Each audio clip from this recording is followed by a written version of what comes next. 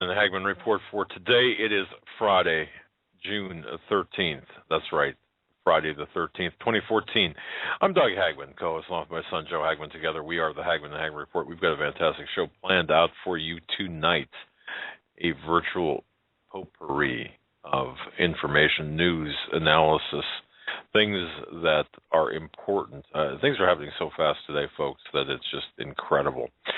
So, that having said that, make sure, please, that as you enter in to this program tonight, that your seat backs and tray tables are in their full upright and locked position. Make sure your seatbelt is fastened tight and low on your lap. And in the event, of course, that things get too heavy for you, there are exits fore and aft, as well as an emergency chute just right below the floorboard.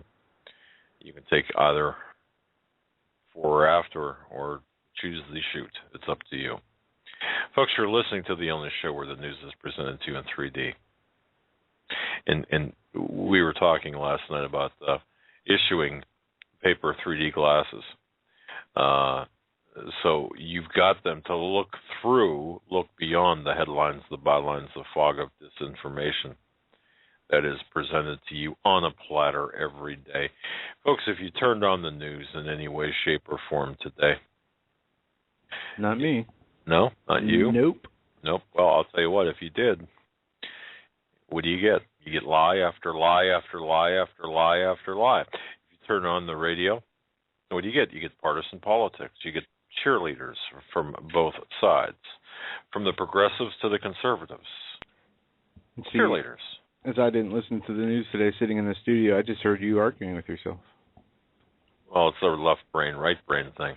And it's, it's my dual personality.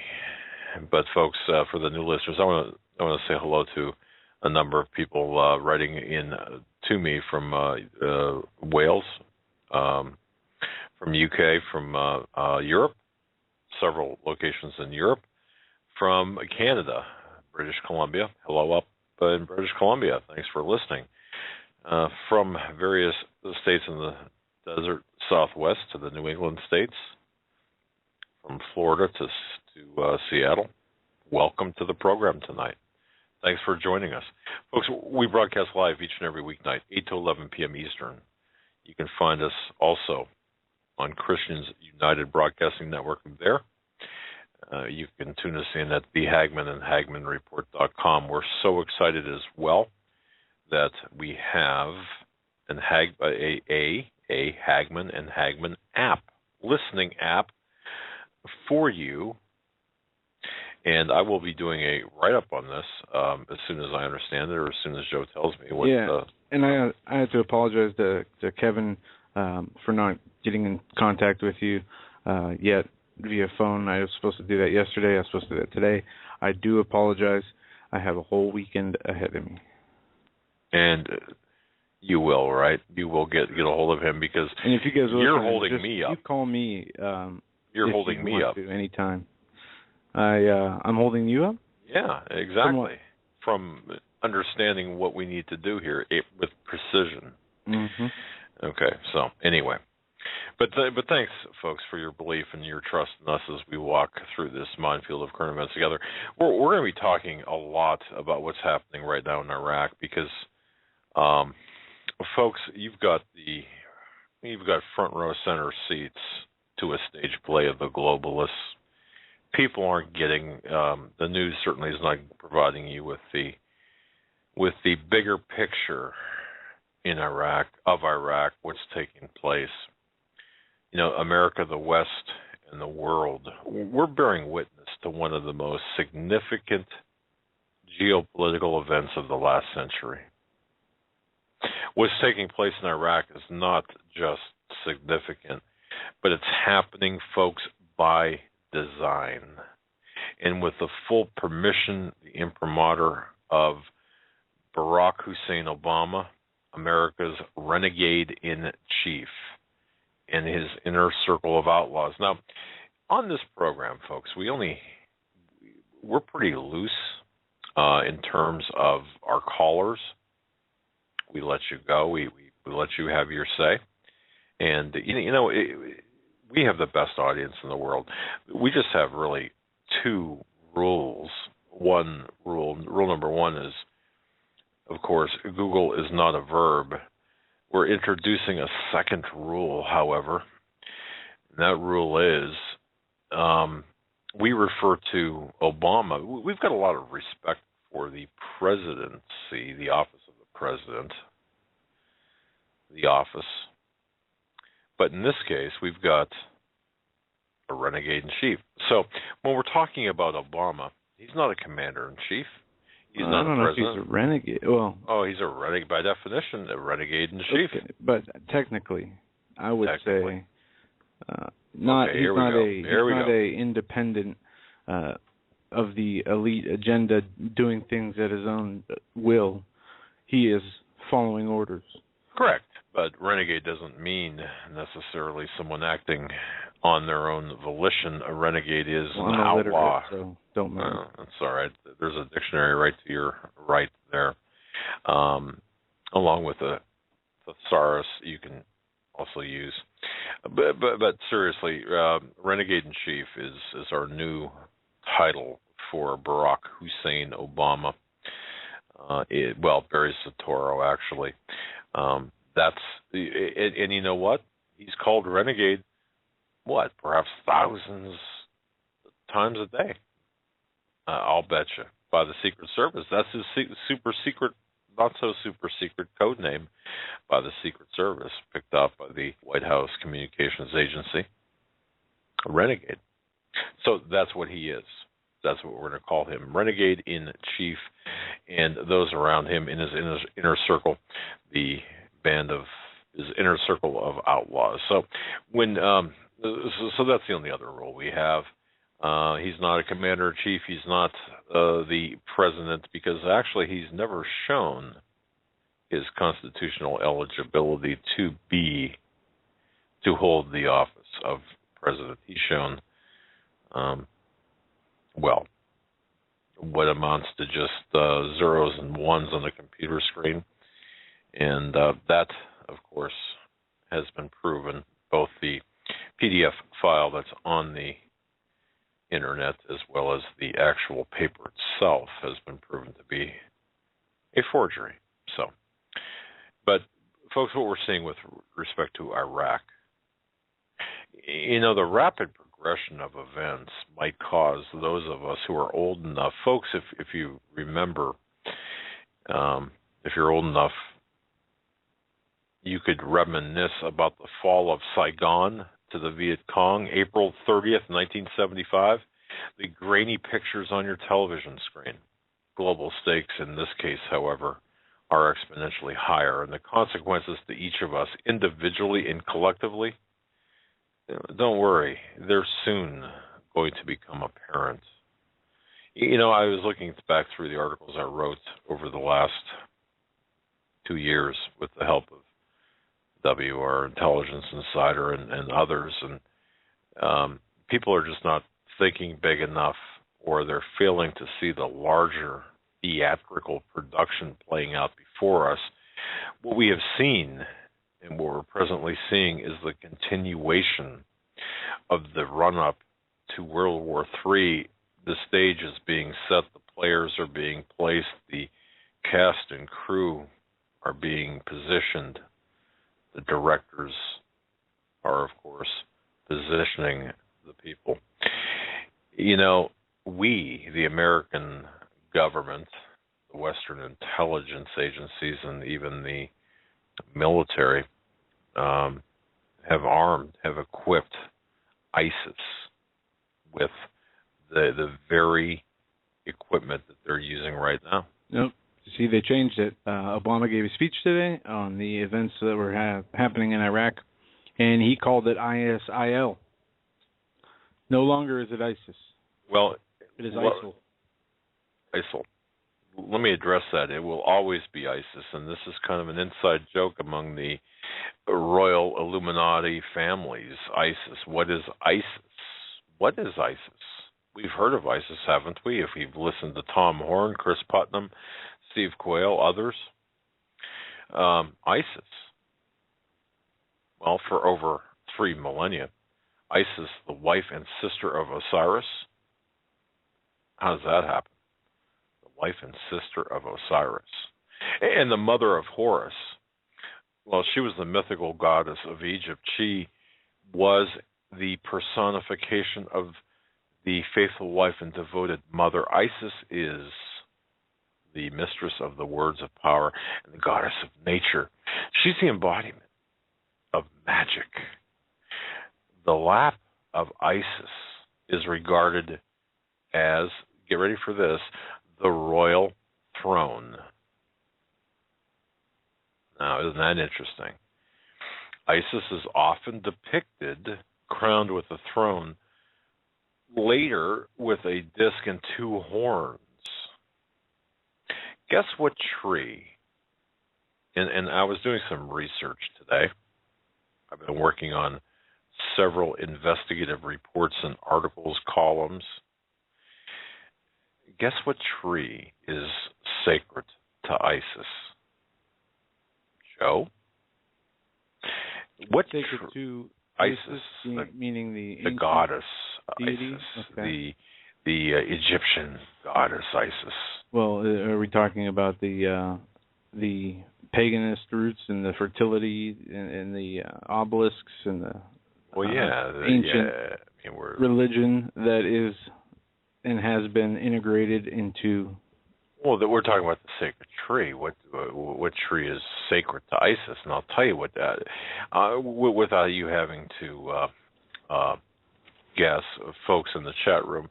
I don't. Let's see. Do I have a tree? Let me see. Egypt is in the desert. Oak? No. Palm tree? Sorry about that. No. Okay, somebody in the chat room. You guys can do it. Sand tree? You guys can do it. 9/11. Think 9/11. Sycamore? Oh. Cedar? No, not the cedar tree. Okay, I'll come to your rescue. The sycamore tree. Did you just say that? Yes, I did. I said a sycamore tree after you said 9/11. Think 9/11. Okay, I you know what? That just proves I cannot read the chat and do the show at the same time. The Jonathan Cahn. That's right. Did the Harbinger book where he pointed out what was in Isaiah 9:11. And let me pull up my e-Bible here on my computer, as I have 3 books open right in front of me. I don't have room to get the actual Bible out, but it talks about, it's something that was a phrase that was repeated by Tom Daschle. That's right. Was John Kerry one of them? Daschle, Bush. Edwards. Okay. And I think Obama wrote it, the phrase, on the beam that went on the yes. What's it called? The Islamic spiral thing that goes on top of their buildings. It's here. The bricks are falling down, but we will build with hewn stones. The sycamores are cut down, but we will change them into cedars. Right. Therefore, the Lord shall set up the adversaries of Rezin against him and join his enemies together. And then, interestingly, then it goes into the Syrians in the next verse. And that's what we're going to be talking about tonight. Syria, what's happening in the Middle East.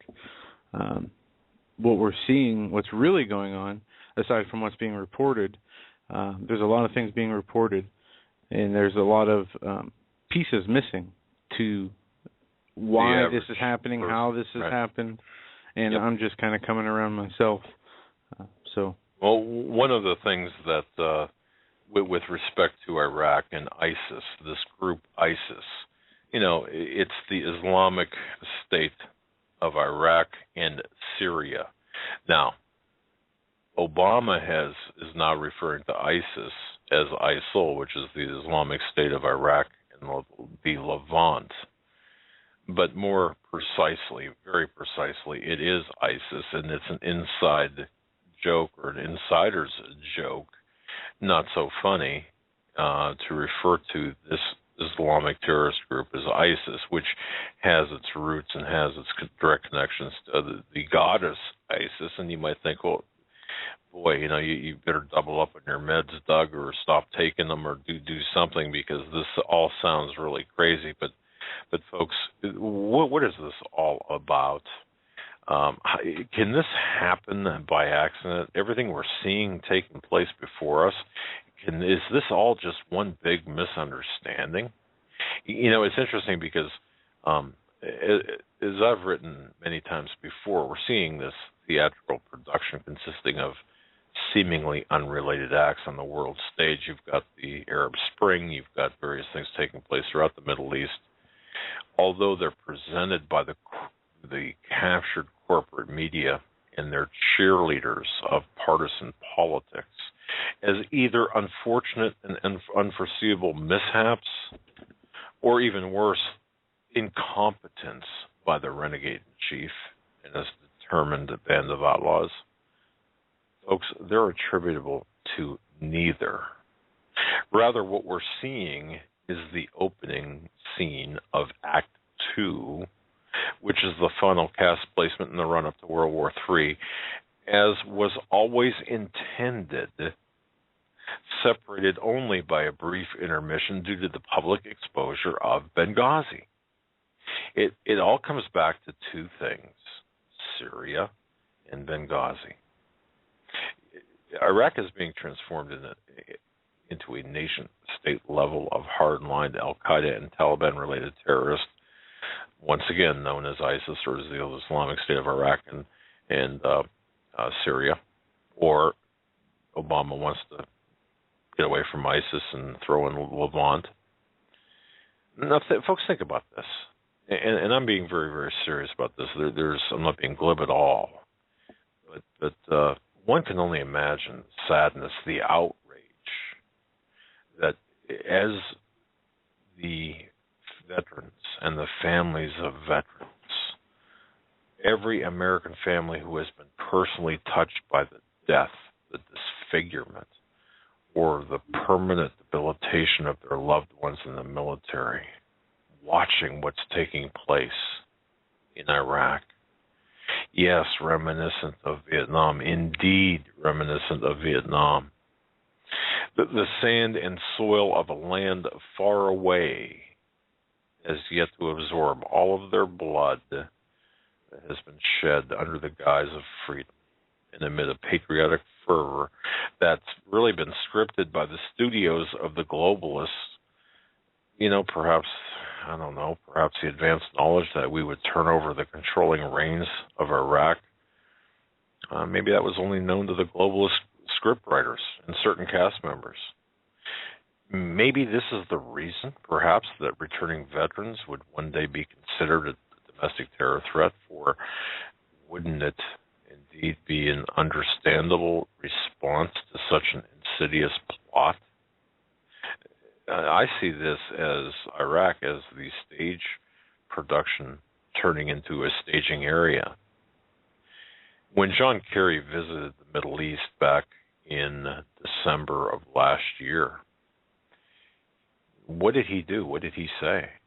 He assured ISIS, he assured the terrorists, the very people that were fighting and killing our men and women, that we were not going to intervene.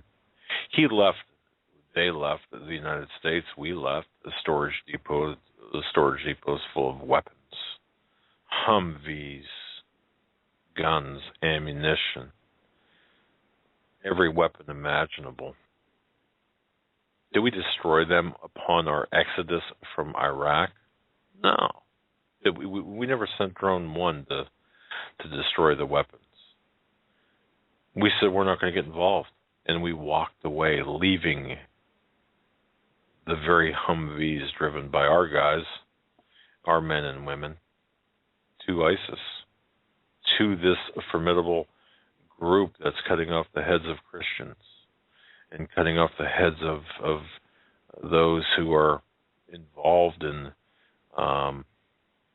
attempting to keep Iraq free. Now, I know there's arguments, there's discussions about, well, was it ever intended to be some sort of allied country? Well, certainly under Obama, it's not. Under Kerry and Clinton, no, of course not. We walk away. We support the Islamic or ISIS.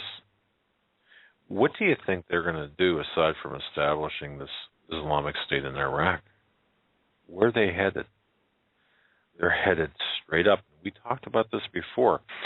They're opening a brand new front on the southern and eastern portion of Syria, and they're going directly after Assad. This is the plan. This is Plan B or Plan C or Plan D, one of the plans in the bigger picture. Assad, Syria. This has always been the objective.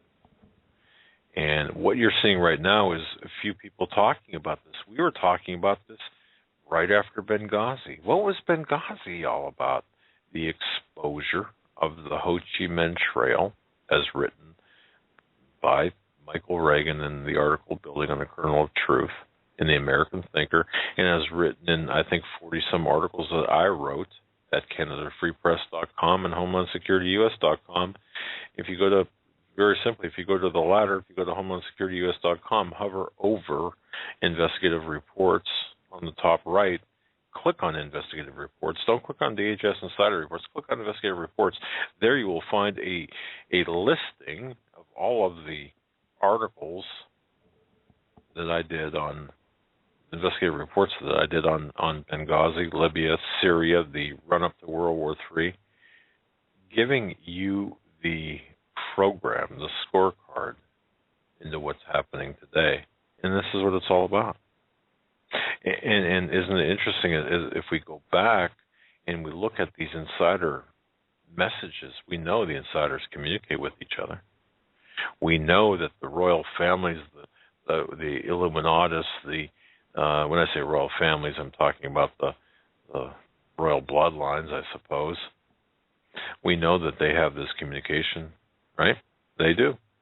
So, isn't it interesting that little things like little acronyms like ISIS could very well be an inside joke, especially when we're talking about the reshaping of the Middle East? Isn't it something that we're talking about this today? Can you imagine? I mean, in the headline on Drudge today, Bush is silent. Bush is silent. George Bush? Yeah. He doesn't want to get caught in criticizing a current president. And the conservatives are clapping. It's part of a design to happen, though. I mean, really, you can't expect you're going to go spread democracy as your stated goal, and rebuild colonialism all across these nations that we went in and bombed and reformed, trained the police forces. Yet just to destabilize and throw into chaos all the countries around the two, Afghanistan and Iraq, that we initially went into. Now you have a civil war in Syria that's been going on 2.5 years. You have what you would call a bait and switch. Civil war? No. There was never really any civil war until the Western intelligence agencies ceded that discord. Correct. Okay. All right. And I'm stating that as I think people know that. We even talked about an experience we had at the EMP conference we were at, the 1 Second After book, where we were talking to a mother of a CIA agent who said that her son was in the Middle East doing things in the CIA that wouldn't come to fruition for a few years, and that was before things started to get nasty over there.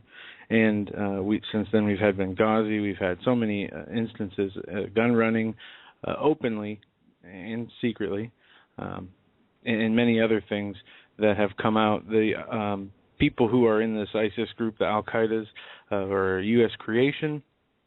They, Hillary Clinton admitted that in a speech she gave to the Congress a while back, and you had the top leader of ISIS released from prison by Obama in 2009. I don't know if you saw it. Right, correct. Yeah, and now they're saying to the USA, soon we will be in direct confrontation. That from the ISIS leader. Well, okay. And what? See, but what's the end goal here, folks? Really? And Joe, no. Well, yeah. Well, world peace. Okay, world peace. Not godly, biblical, right? Peace, but the end goal is chaos to the point it brings peace and the Antichrist. Well, correct, and it's yes, you're absolutely 100% correct. But before that happens, you've got to before this is all said and done, there will be tens, hundreds of thousands, if not millions, dead in the Northern Hemisphere. Notice how all of the big wigs are beating it out to the Southern Hemisphere. Why do you think that is? Well, I mean, Bush and Paraguay, all the insiders, they know what's coming. They know that there's going to be a war of unrestrained war here in the Northern Hemisphere. They know all of this. So they're getting out of the way. They're the initiated ones. They don't care about you. You know, I really, I don't want to say I laugh. I guess I'm saddened. I'm pretty saddened by the people who believe in this right-left paradigm, who continue to adhere to this right-left paradigm. Oh, if we can only get through this midterm election. But you know, I do understand that mentality, because until recently, that's where I was. I mean, I felt we could change things through political elections and appointments. Look at Cantor, of course. But see, let's go back to Iraq for a second, because we need to talk about Iraq in the sense that this was designed to fail. Iraq was captured from within. I mean, you had people, individuals, leaders that walked away from their posts. So they were bought off. They were compromised, and allowed this terrorist group to overtake the arms depots that we didn't destroy or that we didn't take with us. They were captured from within. That's like saying they were a captured operation. What do you think's happening here in America? The same thing is happening here in America. So before this is all said and done, I mean, what you see taking place with the renegade in chief, his lack of action is, in fact, an action. Kerry, Clinton, Biden, they're the front people for all of this. And, of course, you've got the string pullers, the ones controlling the strings on these people. The people you don't hear about, the inner circle that we talked about earlier in the week, the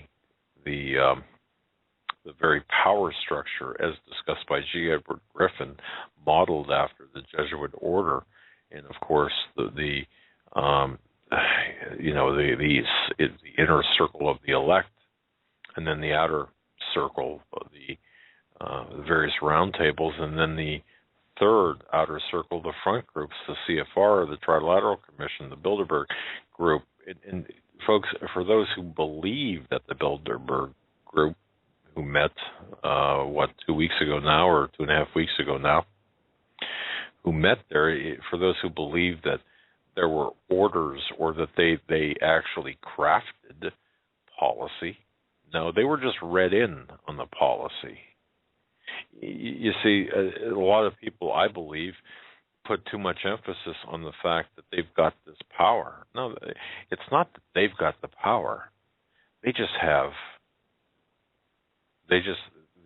getting the information sooner in order for them to act upon it. Now, I'll tell you, all of this is designed to take down the United States. This is going to become very personal for each one of us. here in the United States, in Canada, in the West. This is going to become very personal to us all very quickly. When I say very quickly, I'm talking relative to the last 100 years versus the next 100 years. You're going to see this take place pretty quickly. You're going to see the taking out of the U.S. dollar, which has always been one of the objectives. The realignment, the geopolitical realignment of the Middle East, the power bases across the Middle East. This is what's taking place right now. But you would think, wouldn't you think, folks?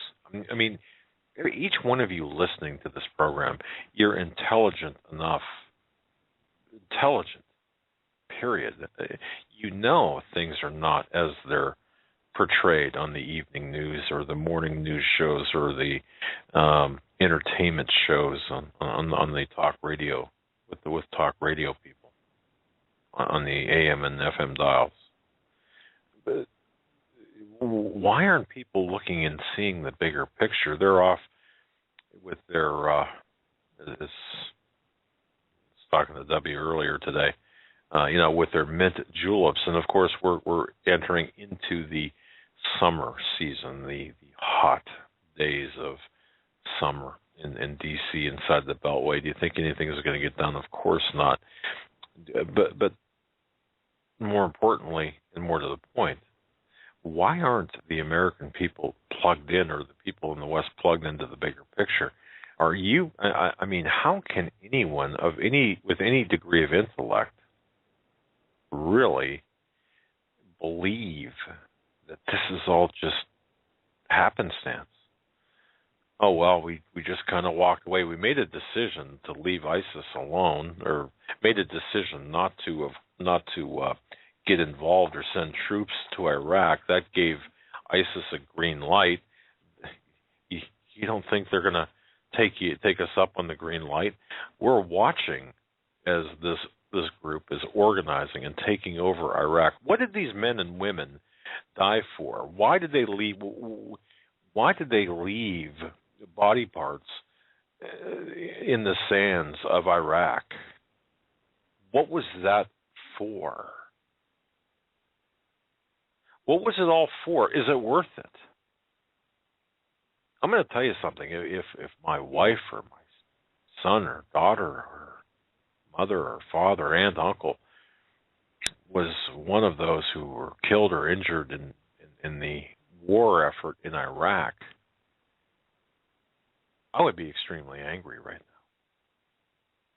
now. Very angry. Because what was accomplished?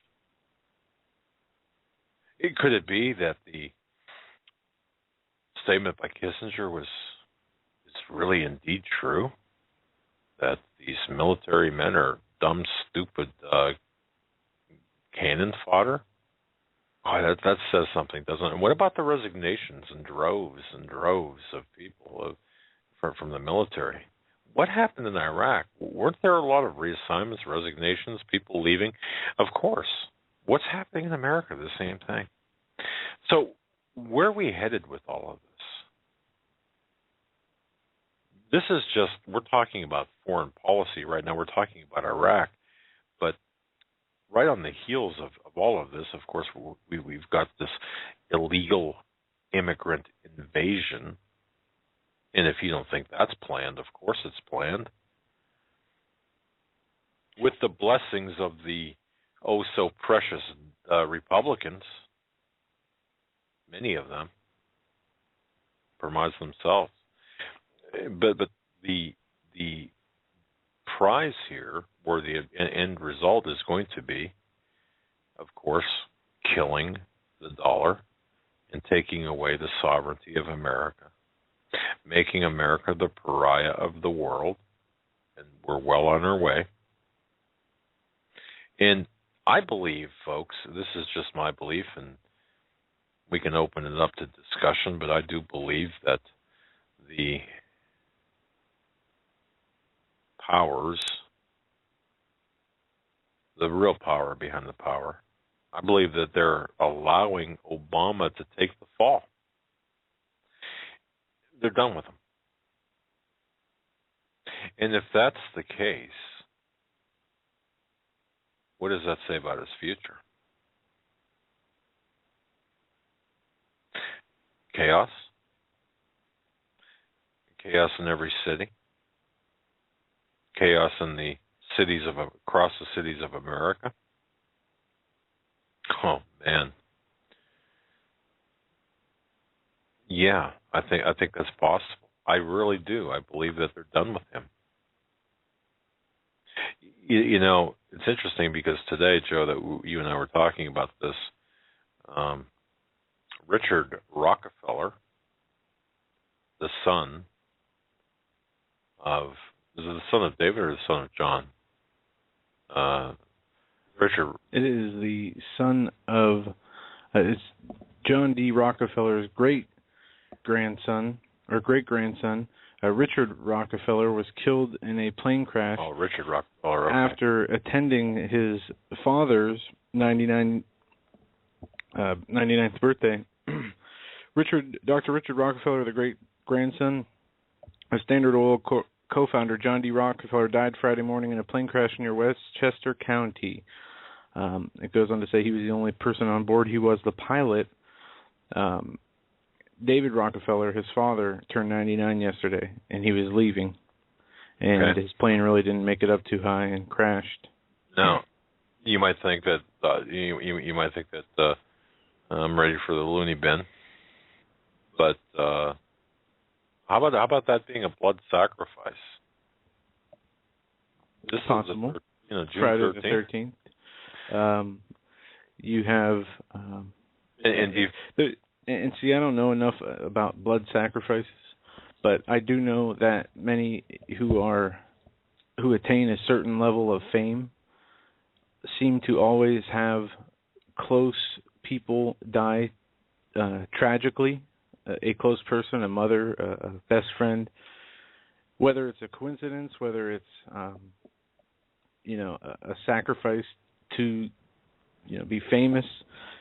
That's something that I don't think we'll be able to really prove in this life. We can speculate, we can have good ideas, we can seek the Lord for discernment and read the scriptures for understanding, but the true reasons behind these, whether it's accident or not, in this case, we just won't know. But the only question I have with that is, they, from what I understand, these elitists believe themselves to be royalty. They would not have to sacrifice themselves or their families.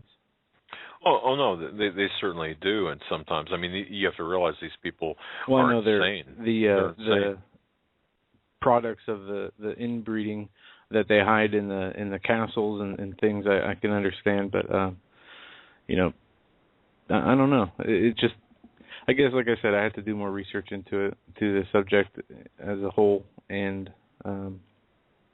it's something interesting to think about. But yeah, I mean, but here we have. I mean, that's kind of an exclamation point on the end of a sentence here when we're talking about things taking place. Look, we've got just go to Drudge or a similar, or SteveQuayle.com Drudge report. Look at the headlines. Look at what's taking place in Iraq. I mean, you're having wholesale murders taking place, Christians being beheaded. Of course, Christians are in the crosshairs all over the world now, whether it's by speech or by law or by physical. Here, there's an article from just this evening, late afternoon. Iraq's vulnerable Christian further imperiled by jihadist advance. The startling gains made by jihadist fighters in Iraq are placing the region's already extremely vulnerable Christians in even greater peril. Christian advocacy groups are warning. While hundreds of thousands of Iraqis are affected by the Islamic State of Iraq and the Levant's takeover of key cities, including Nineveh, I can't read today. It's all right. Don't read. Just that these Christians, Christian denominations, there are many different. There's Assyrian, Syrian, Orthodox, American, evangelicals, and they're being beheaded. They're trying to flee. They're headed in the Kurdish region at the moment, to the northeast, is where they say that the most hope for safety is. But they go on to say that jihadists swept into Mosul this week and reportedly looted and torched churches, raising their back "There is no God but Allah" flags, and demanded that the woman wear Islamic veil. And there's another article here that there is medieval, this is a quote from the article, medieval Sharia law being imposed in the Nineveh province. And there was a document or a decree released from ISIS or Al-Qaeda or... Let's just call it ISIS, yeah. The New World Order. And we know that Al-Qaeda really is a... And folks, you know this as well, and anyone who would deny this openly or question this openly would, to me, is disingenuous. But the fact of the matter is, Al-Qaeda, the Taliban, Al-Qaeda specifically is a CIA creation. We know that, and I don't think that there can be really any rational argument against that. So, what we're seeing here, too, just the Al-Qaeda, the Islamic mindset, the Islamic ideology, now gaining nation-state level status via Iraq. And here's the interesting thing. Don't forget Iran, really, the mullahs of Iran are under Russian control. And you were going to say something. Yeah, I wanted to play a quick clip from Joe Biden in 2010. Iraq will be one of the greatest achievements of the Obama administration. And I think I'm very optimistic about Iraq. I think it's going to be one of the great achievements of this administration. You're going to see 90,000 American troops come marching home by the end of the summer. You're going to see a stable government in Iraq that is actually moving toward a representative government. I've been there 17 times now. I go about every 3 months.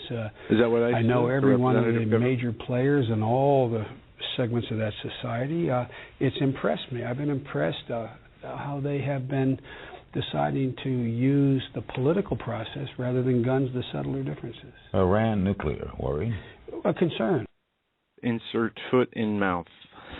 Well, or that's 4 years ago, but perhaps this was and it's my contention, really in the bigger scheme of things, it's my contention, it's my assertion based on looking at the bigger picture that this was the intent all along, that our base of operation in Iraq would be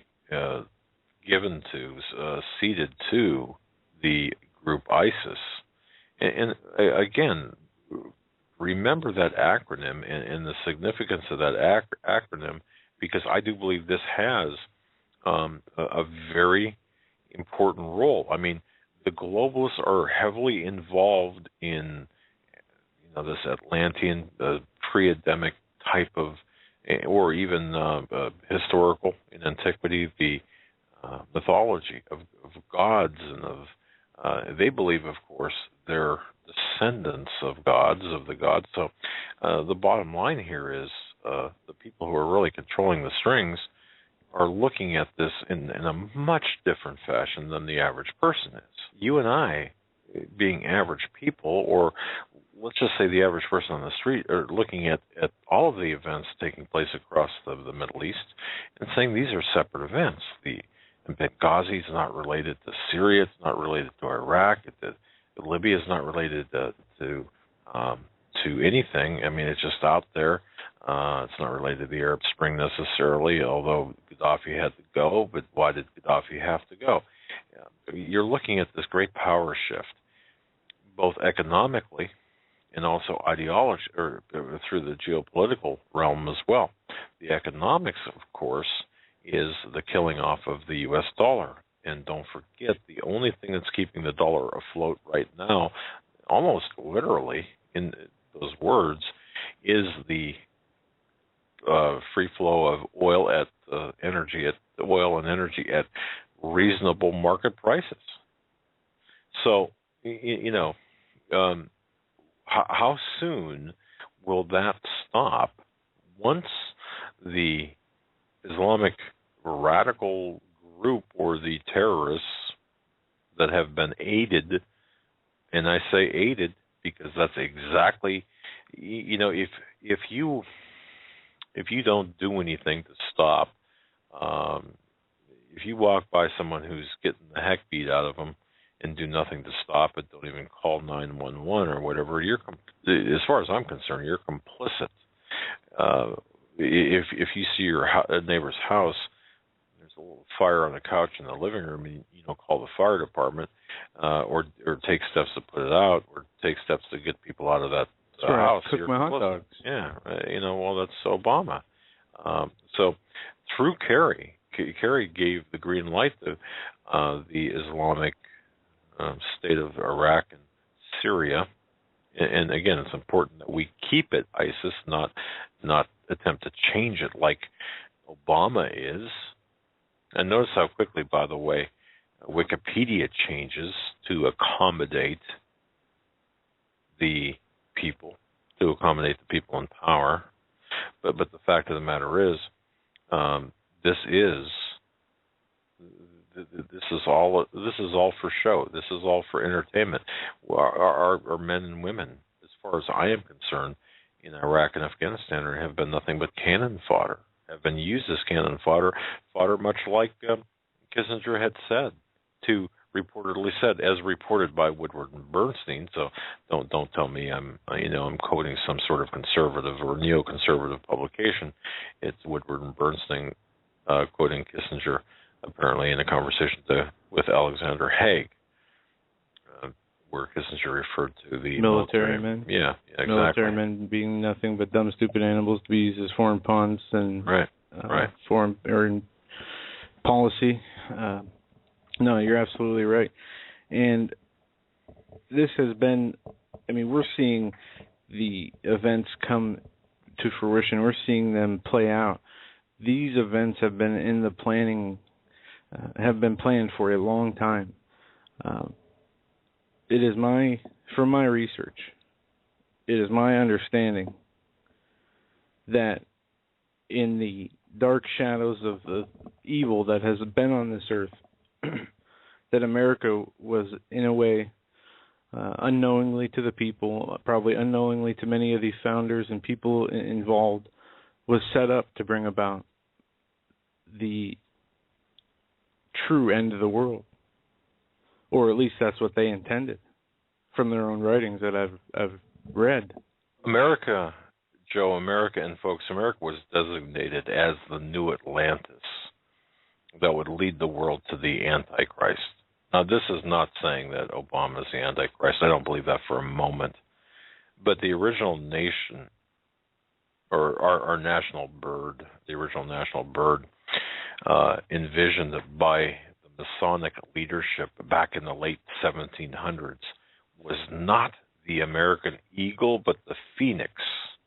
This historical fact strongly suggests that at the right moment in time, with the world entering through the portals kingdom of the Antichrist, America might suddenly be immolated in fiery flames, perhaps burning to the ashes.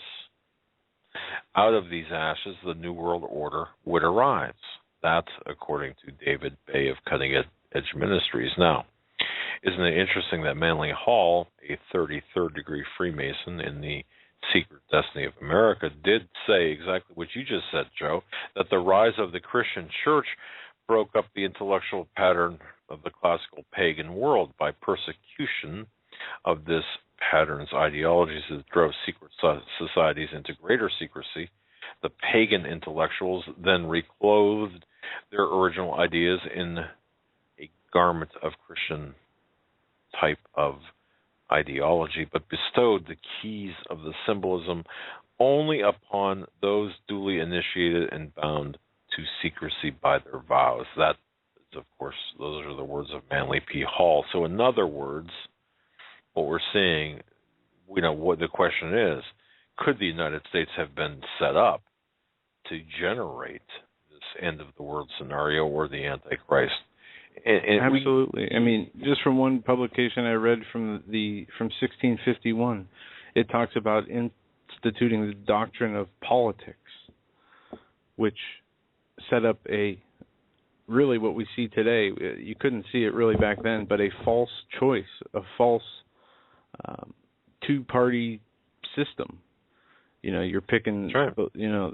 You think you're picking different people, but the greatest example, or one of a very good example of this was in the 2004 election when John Kerry ran against George Bush. They both, were in the same secret societies. They both were in the same social circles of the same handlers. They both served the same, ancient deities. You're exactly correct, and we see isn't it interesting how the Skull and Bones, the 322 Club, the Bohemian Grove, all of these are now coming out. To me, I find it interesting that the stuff is coming out right now in this day and age. When I say now, I'm talking, and I know Alex Jones has been talking about this for many, many years, but to me, if you look at the timing of this, and Dr. Coleman before that, this devotion of the occult oligarchs have toward implementing a one world order through emerging uniform codes and laws, we'll say. They're attempting to enslave everybody on the planet to the wills, to the desires of the ruling elite.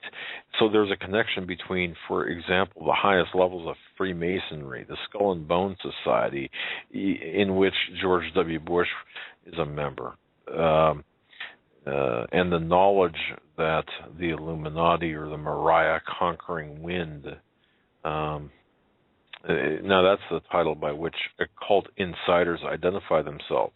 Well, all of this is quite notable. Mariah, by the way, just as a point of information, is an ancient term. Its connection to divine wind as a vehicle for God and angelic war is important to apocalyptic and mystical literature. So what we're seeing here is a political, financial, and religious initiative play out in Iraq, through Iraq, through Libya, through Syria, because Syria is the ultimate goal here. And that's going to pit the United States against Russia. That's going to pit the United States against Russia and China.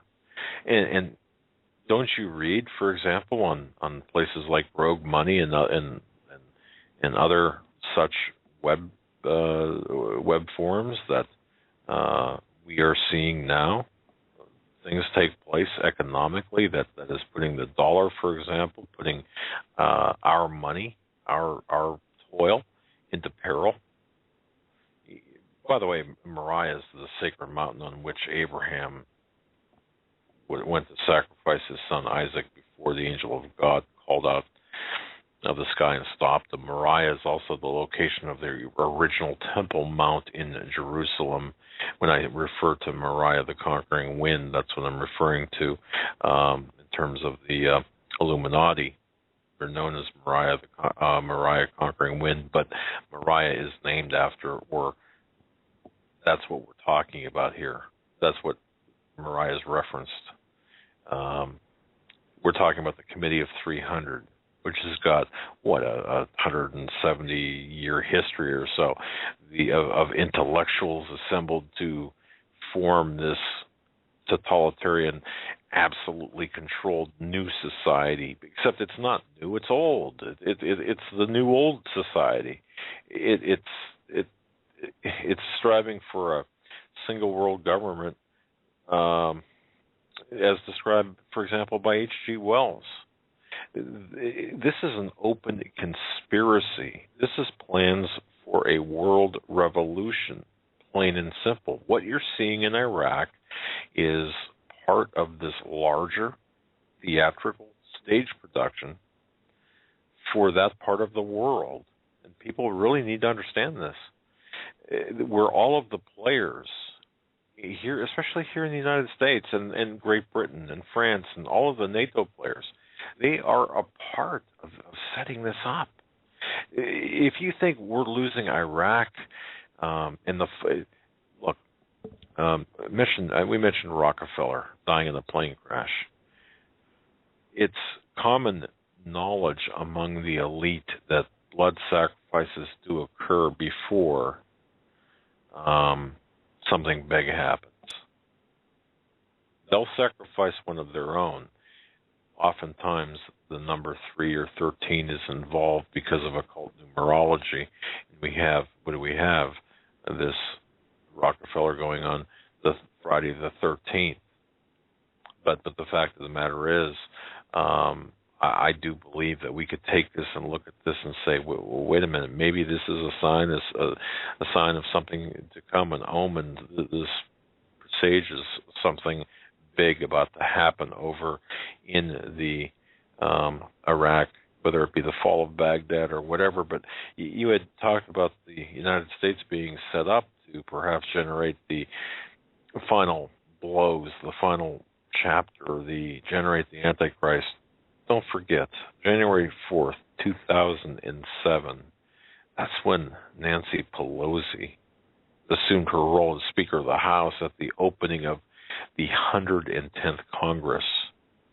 And isn't it funny that she followed the exact pattern set up by George W. Bush and George Herbert Walker Bush by making mention about the new order for the centuries. Now, she didn't go into great detail in that speech as to why that she mentioned the new order. It was just mentioned. It seemed kind of contextually awkward, but here we have, and again, if you look at what's going on in Iraq, you've got this United States, the symbol of which is an unfinished pyramid, and the all-seeing eye, the eye of who? Horus, or Cyrus, or Apollo. And it goes back to ISIS, because who is ISIS? Relative to Horus, or Apollo, or Osiris.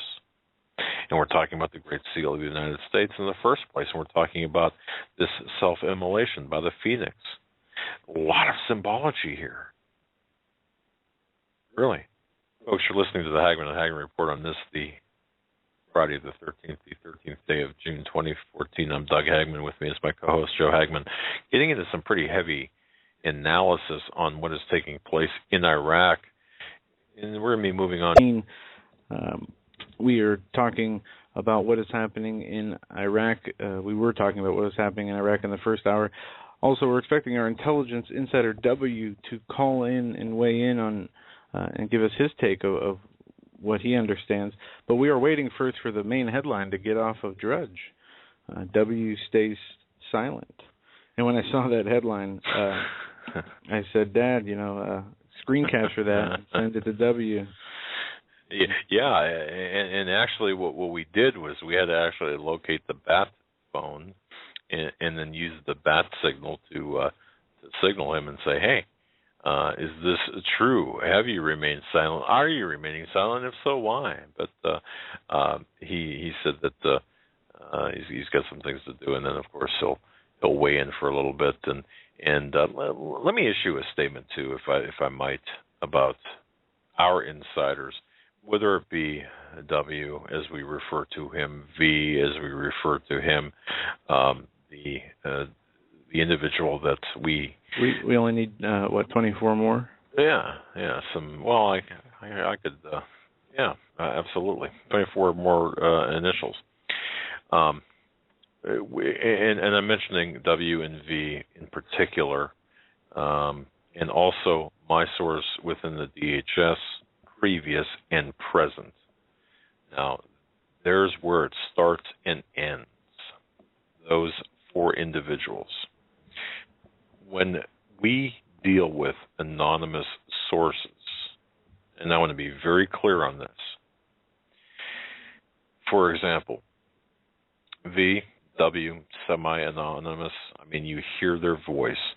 The DHS Insider, formerly known as Rosebud, and then, of course, my current DHS Insider, who I've even not named yet. They are not anonymous to us. Now, did you hear what I said? They're not. Did you drop like a watch or something, or what are you doing? No, it was a penny. I don't know. It must have been in my book. Okay.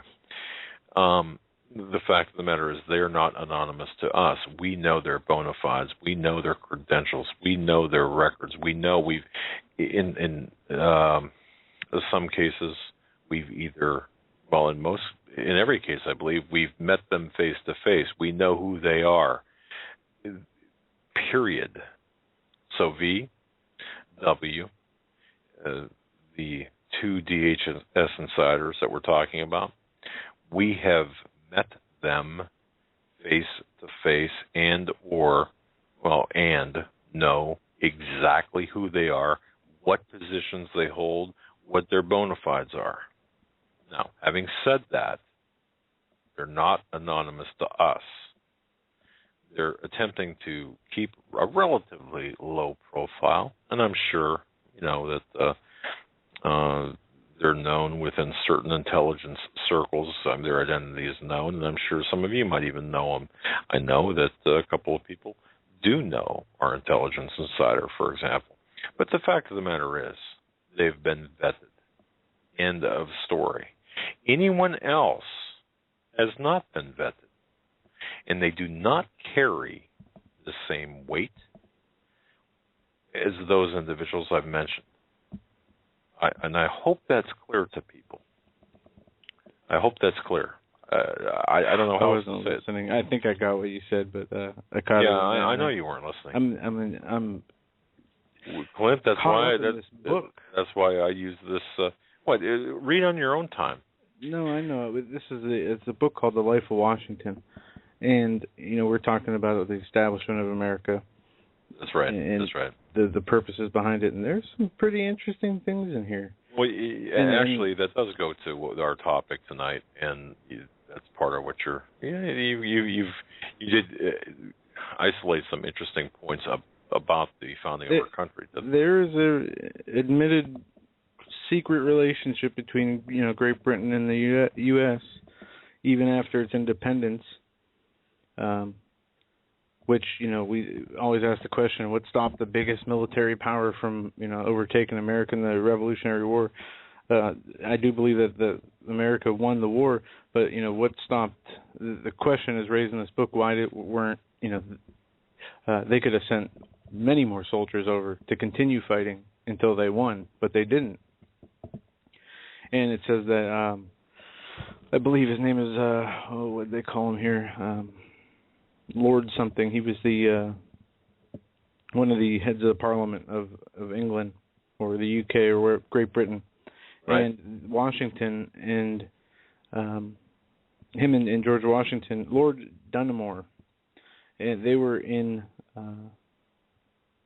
friends, and they had they called it they had a plan proposed by a noble patriotic sister colony of Virginia. They called England the mother country, or Great Britain the mother country. Correct. And they did from what it says in this book, they carried out all this legislative action to not purchase anything at one time from Great Britain or any imports or exports from Great Britain, to not be held under the authority of their laws. At the same time, saying, you promise the people this now, and when they're working, you'll be able to redo the revenue generating through taxation after they have their freedom. That's right. And we have to understand, too, because this does relate to everything that we're seeing take place today. We're seeing as far as I'm concerned, what we're seeing is the final stages of this empire take place, this New World Order being set up. You're seeing the cast members being moved around in Iraq and throughout the I'll say the Levant, in the Middle East, that area, but this is designed to usher in the caliphate, at least in terms of the Islamic mindset or their belief, and belief at times is a driver of action, and belief also, I say this quite frequently. It doesn't matter what you believe. If you believe this, it matters what they believe, because their belief is the driver of their actions. Yeah, and they set up Washington set up a league and a covenant, as it says in here, with united interests that were held confident, and to him and the other people that were involved in this. And it says the very title of the league and covenant had an ominous sound and startled General Gage. And General Thomas Gage was the military commander of Massachusetts, the state of Massachusetts at the time. And we're here in the time period, just in case people are curious. I believe it was 1773. Okay. Well, it's interesting because maybe it could. This is a very old book. I'm going to have to do some digging on the wording, because it could be, with today's English, how dumbed down we are.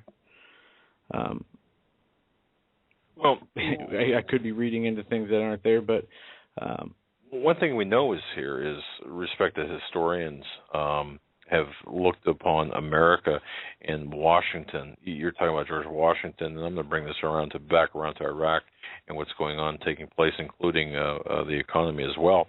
But looking at this together, if you look at the historical associations between American occult politics, the city of Washington, the founding fathers, which by and large were people of men of character and integrity, but you've got the associations later with things like Freemasonry and Rosicrucians. Okay. Big time. And this General Thomas Gage, he says, America. His opinion on America, where he wrote this: the Americas, he said to the king, will be lions only as long as the English are lambs.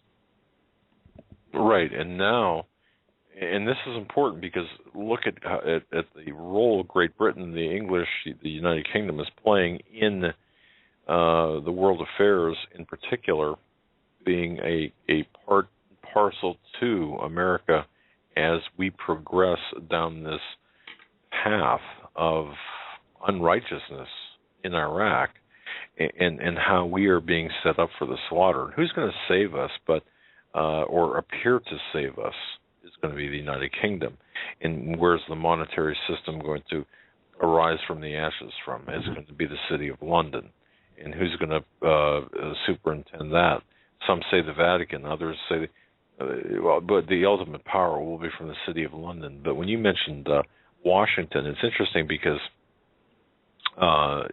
we've got our capital city in the U.S. named after America's first president, George Washington, according to what many historians believe to be an occult grand design. And this is a growing body of historians and researchers that are coming around to this conclusion. And in fact, one, David Oveson, I believe his name, who became a Freemason after writing the secret architecture of our nation's capital, the Masons, another building of Washington, D.C. Well, he says that the city's layout intentionally incorporated the esoteric belief system of Freemasonry. Okay, now why is this important to what's going on today? Well, hang on a second. I'm getting to that. Because if you look at the way Washington is laid out, it involved astrological alignment, aligning the capital with the constellation Virgo. Now, you might say, okay, so what? What does that mean? Who cares? Well, in my research today, it's interesting because ISIS is associated with the constellation Virgo. And she's associated with the planet Venus. But the fact of the matter is, you've got this Isis connection to Virgo, astrologically aligning the capital with Isis itself, or herself, Virgo, that is. So in 1793, when Washington himself, as your book does lay out there, as you just mentioned, sanctioned the laying of the Capitol building's cornerstone, he did so, by the way, wearing a Masonic apron with the Brotherhood symbols and such. And now Manly P. Hall said this made perfect sense. And you go back to Francis Bacon, his vision of the New Atlantis, a very prophetic dream of the great civilization, which is to rise this new world. There's no doubt that the secret societies, they have conspired to establish this new Atlantis on the American continent. And again, this all connects to these mythical gods, including but not limited to ISIS, and ISIS is that acronym for that Islamic group that's overtaking Iraq at this point. So is this all just one big muddled coincidence that doesn't make any sense? Not if you start looking at this, not if you start researching this and digging deep into it. This was set up right from the beginning. Look at just go to Washington D.C. or pick up a book. Pick up Apollyon Rising, for example, 2012 by Tom Hall. It explains, or by Tom Horner. It explains everything that we're talking about here. But the ultimate goal, and this is so important to understand, the ultimate goal of what we're seeing taking place in Iraq is the destabilizing of Syria. That's next. That's coming. That's going to pave the way to World War III, pitting the U.S. against Russia. The collateral, or the intended damage, is going to be the U.S. dollar as the world's reserve currency, and from that you're going to have three outgrowths. You're going to have the political reign of the one world order, the monetary, and the religious. Now, we're already seeing the religious thing taking place here with the combining and convoluting of Christianity and Islam by some of the mega pastors. And let me read a sentence out of a letter from Washington. He says, "I beg leave to look upon you as a friend, and a great relief to unbosom one's thoughts to a friend. Besides, the information and the correction of my errors which I may obtain from correspondence are great indictments to it. For I am convinced that no man in the colony wishes prosperity more, would go to greater lengths to serve it, or is at the same time a better subject to the crown.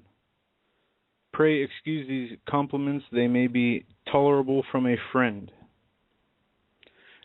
Now, what is he saying here? Is he saying that no one in wishes prosperity for the colonies more than him, or goes to greater lengths to serve it, at the same time be a better subject to the crown?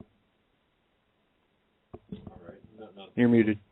Yeah, I know. It is. Hold on. Now think about that in terms of when Obama was stopped in Perm, when he did not have, or when allegedly the KGB stopped him and the Lugar delegation back before he became, he was still a junior senator from Illinois, when they were looking at the disarmament of Russian missiles. And what was said there, why Obama was stopped, because his passport was not in order. And in fact, there was discussion that Obama was in fact a British subject. And this goes back to the eligibility issue, the constitutional eligibility issue, which is why there's been no day in court. And, it's funny because how one thing leads to another. People seem to think that, the eligibility issue, it's dead. No, it's not.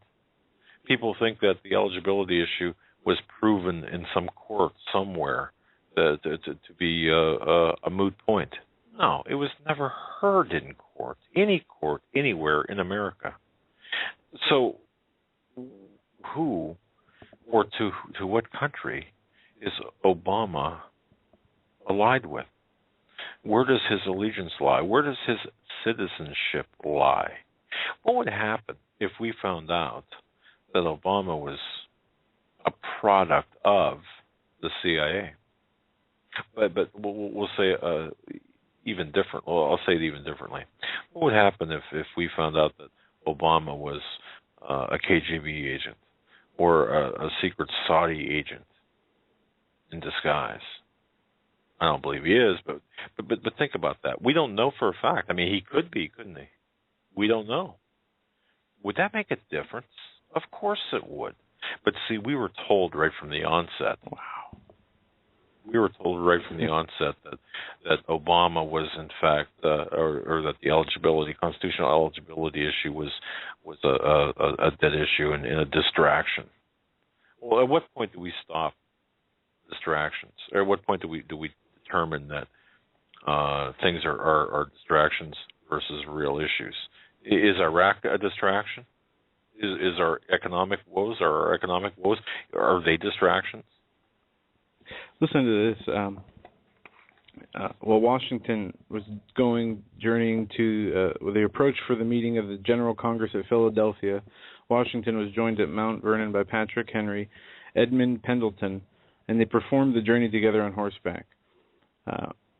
Henry, it goes on to describe this Henry and Pendleton, and it says, Washington, in the meridian of his days, mature in wisdom, comprehensive in mind and foresight, such were the apostles of liberty, repairing on their august pilgrimage to Philadelphia from all parts of the land to lay the foundations of a mighty empire. May we say of that eventful period, there were giants in those days. And those are in quotes. There were giants in those days. Mm-hmm. Okay, that's very interesting. And speaking of giants, by the way, what did we take from Iraq? Steve Quayle talked about this. Tom Horn talked about this. The antiquities that we had taken from Iraq during the first Gulf War, and of course subsequent to that. It's all of this does connect.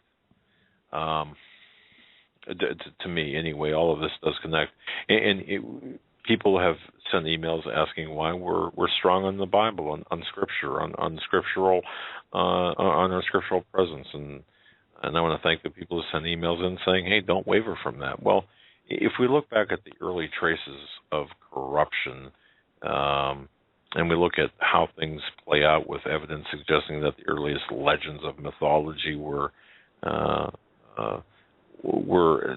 part of the establishment of our country, and how things were laid out from the beginning, we can see that this does have context in current events. So all of this, and going back once again to what we're seeing with ISIS, the spiritual warfare as well, and what you just mentioned about giants. Wasn't there something about Gilgamesh? And yeah, you remember the stories of the signing of the Declaration of Independence, how there were a few speeches given where men never came down. They don't know who gave the speeches. Nobody ever came forward. And talking about? It says when this happened. When what? What do you? There was these speeches given of motivation before anybody signed the Declaration of Independence. Yeah. And it says the superior powers of these great men, however, were manifest only in debate while the grievances were in topic. When they were called down from the heights of the declamation to tests of intellectual excellence to the details of business, they found themselves completely thrown into the shade. It goes on to say that the committee of two people were not fine. Therefore, the first orator of America. Why don't you get yourself a light over there? Okay. This is from the book Writs Life of Patrick Henry. Okay. And it's talking about this was the first meeting which got people to sign their life, liberty, property, put everything on the line. But there was speeches given, motivational speeches given, that when the person was called down who gave the speech to come down, nobody owned up to giving the motivational speech, which is interesting. Interesting And indeed. there's the same story about oh goodness, it wasn't the creator of the flag. I think the Star Spangled Banner, maybe. Yeah, I'm not exactly certain, but what we're seeing here is. I'm sorry for jumping around. I'm going to put this book down. Thank you. I really appreciate that. I before the show I said I was going to go on strike today and protest in silence for the show, and I guess I shouldn't have started reading that book. I apologize. And we're still waiting for W to call in. Yeah, he's going to be calling in here shortly. But getting back to what's taking place, and this is kind of a crazy Friday as we've been really pounding it out. And don't forget, folks, Monday, and I have to verify this, but Monday, 99.9% sure Stuart Rhodes from the Oath Keepers is going to be our guest. On Tuesday, of course, Stan Dale. Wednesday, the Economic Insider, along with W, going to be joining him. They're going to be having a dialogue about both Iraq as well as the U.S. dollar and how everything connects. See, folks, thanks for tuning in. That's all I can say is thanks for tuning in. Thanks for being who you are. Meeting people at the Whitestone Conference who listen. I was so impressed by the quality, by the quality of the people I met, and I know that that's a representation of everyone listening. But I'm looking here at various supposed intellectual pieces, and no one is connecting the dots between, for example, Iraq and Syria. No one's connecting the dots between Iraq, Syria, Israel, and Iran, or Russia and China and Iraq and what's taking place. No one's seeing the bigger picture. Everyone is treating like it's happening in the vacuum, and people are saying that essentially this is nothing more than just a really unfortunate, unforeseeable, or unavoidable type of incident with Iraq. No, it's not. No more than Vietnam was, and I'm surprised I haven't heard anything from Jane Fonda of late with respect to Baghdad, because Baghdad will, I suspect, fall shortly. And Obama could do things should he desire, but the fact of the matter is he doesn't. He wants ISIS to be to gain nation-state level, to go after Syria. When Syria falls, there we will have Russia, China, and, of course, the attack on the dollar, because we will be unable to ensure the proper the flow of oil and energy at reasonable market prices. That's the end game scenario. And, of course, we're going to have to be blamed for this. The U.S. will have to be blamed for this, and perhaps rightfully so. Obama right now is being offered up as a sacrificial lamb. I believe, based on my information, that the Bilderberger meeting said, hey, go ahead, let loose on Obama. Put him up. He's done. He's over. We're done with him. I believe that the Bilderberg meeting was not for, again, I'm repeating myself, was not for making policy, but for reading in on policy already made by the people above in the inner circle, in the select circle. And now we move to the more domestic part, because you see chaos is everywhere, and it's intended to be such. If you look at what's happening here domestically, all is well. No, all is not well. What do we have going on here with the illegal alien invasion? Did these people just suddenly walk by themselves? Something happened in Central American countries to get these people just to suddenly arrive in the United States in droves? No, this is the Cloward Piven strategy that's in play. This is more, and I heard it today. In fact, I heard it today on a Patriot radio station on Sirius XM. Borrowed a friend's car, and he had it on Sirius XM, so I changed it to the Patriot channel. And I heard it when I was running some errands, and they were saying that this is all about voting demographics. No, it's not all about voting demographics. Of course it's not. It's bigger than that. People aren't seeing the bigger picture. And even the bigger picture is this is about overtaxing the system.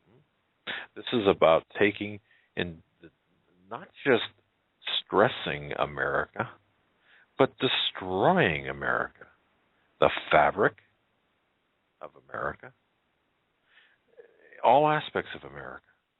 Cloward Piven strategy.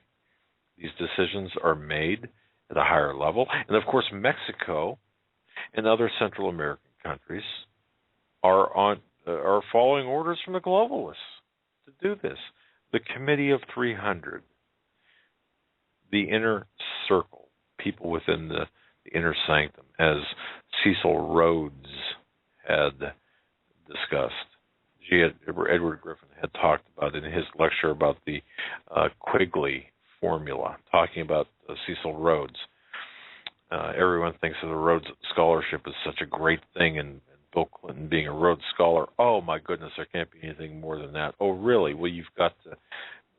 Who do you pledge your allegiance to be a Rhodes Scholar? Is it the United States? Is it to your God? No. Is it to God? No. It's to the crown, the British crown. And who's going to fill in the void when America falls? It's going to be the British crown. And that leads me to this. Now, this is pure informed speculation on my part, but wouldn't it be something? You know, people are looking for the Antichrist, the final, the man, to come from some sort of Middle East type of location or Middle East location. But if you follow the bloodlines and understand the bloodlines, it would make more sense that you've got the Antichrist coming out of the British royalty right now, as we speak.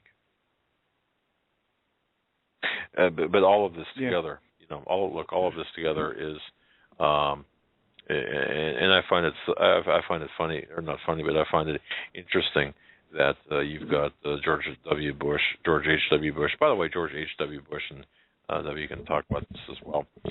His thing about skydiving. You know, what did the Queen do at the Olympics? She dove in, or a facsimile of the Queen, a stand-in for the Queen, came in by parachute at the 2012 London Olympics. Why? Well, because they're coming to Earth. That's symbolizing them falling to Earth. And we are, of course, in a Planet of the Apes scenario. We are the apes. You've got to understand the program. Nathan Leal talks about this. So that's what's going on there. And George H.W. Bush, his affinity toward skydiving. Oh, that's just a cutesy thing at 88, 90 years old to be skydiving. It's really not meaningless, or it's really not meaningful. That's just a hobby. Well, couldn't it be symbology? This wink, wink, nod, nod type thing on the Special Insiders Club? Yeah, look, I realize that you could say, my goodness, you're really pushing the envelope here, Doug. But when you start seeing things add up that, you know, they continue to add up, you have to start asking yourself, can this all be coincidence? Can this all just be things that really are meaningless? No, I believe that there's this Insiders Club. Even George Carlin believed that, although he's more crass about it than I am. He believed about the Insiders Club, and he spoke about it. And of course, we're not in it. So, but so what? In the end, so what? At the end of the day, what does this all mean? So what? Well,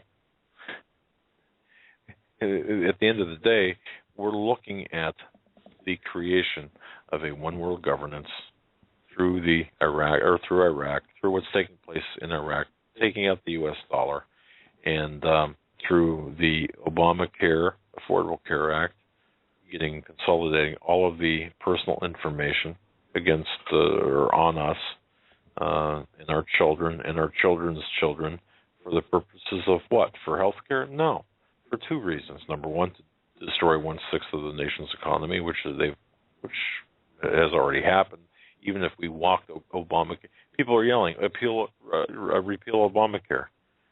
Do you think for one moment that if that did happen, we can reconstruct what we had before?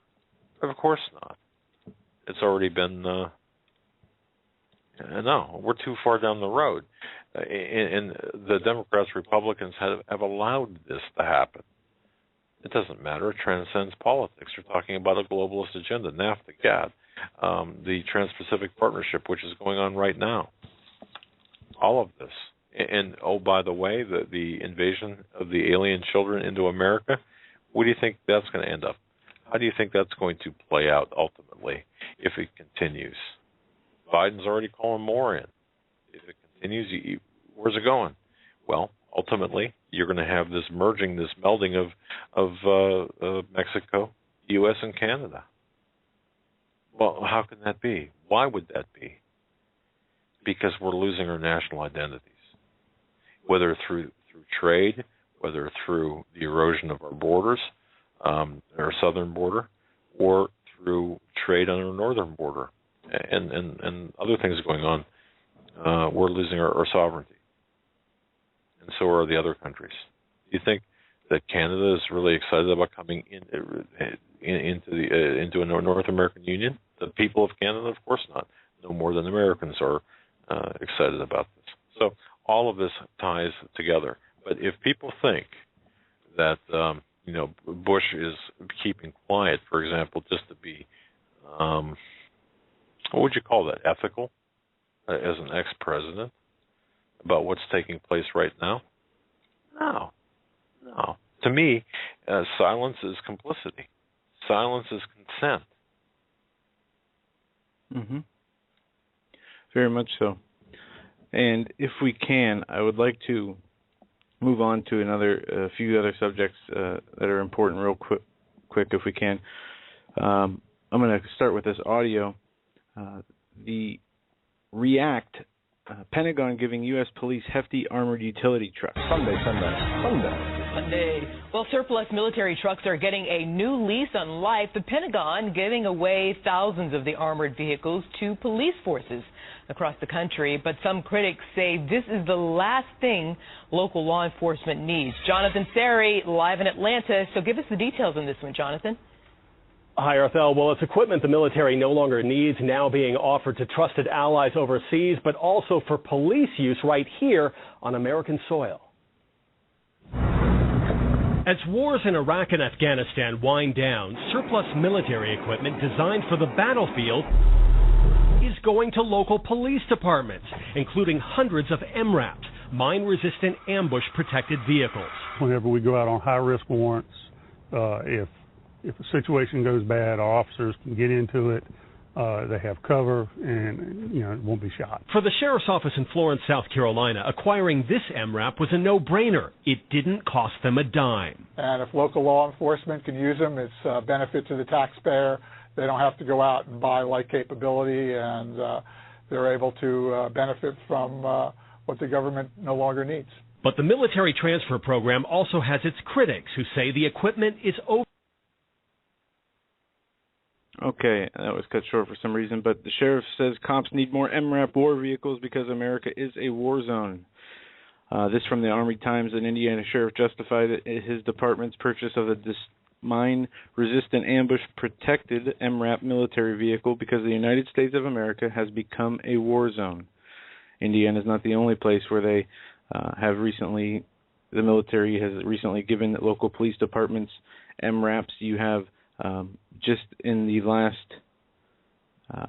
few months, High Springs, Florida, Lewisburg, Tennessee, Missouri, New Mexico, Ohio State, Madison, Indiana, Connecticut, Justice, Illinois, Roanoke, Rapid, North Carolina, Michigan, and you're talking about a number of vehicles. And these towns I all listed are under populations of 30,000. There was over 432 MRAPs that have been given out so far, and the Pentagon plans to give out another 13,000. Absolutely. Municipalities. Yeah. Pentagon's giving away, and folks, think about this for a moment. Pentagon giving away 13,000 MRAPs, or armored trucks. The vehicles cost, about $500,000 new. Think about that. Now, they say they've outlived their purpose, and of course, defense contractors are they're a little bit up in arms about this. But why? Even the most, folks, even the most hardened of your family members should give pause to them. And if you're in a city where you see an MRAP or one of these heavily armored vehicles with police driving down your street,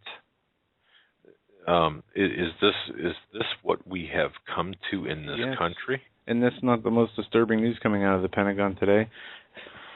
Pentagon studying protesters to prep for mass civil breakdown.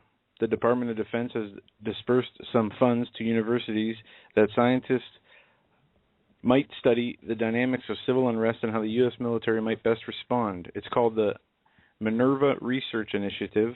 It is a program that was kicked off in 2008 to improve DoD basic understanding of social, cultural, behavior, and political forces that shape regions of the world's strategic importance to the U.S. And the article goes on from there. I'll post it in the chat room. It's called, the title of the article for those who are listening via archive, Pentagon studying protesters to prep for mass civil breakdown. Well, now what's the date on that article? Today. Okay. Folks, I want to take you back to August 26th, 2013. And you can feel free to look this up. Pentagon prepping for, quote, large-scale economic breakdown.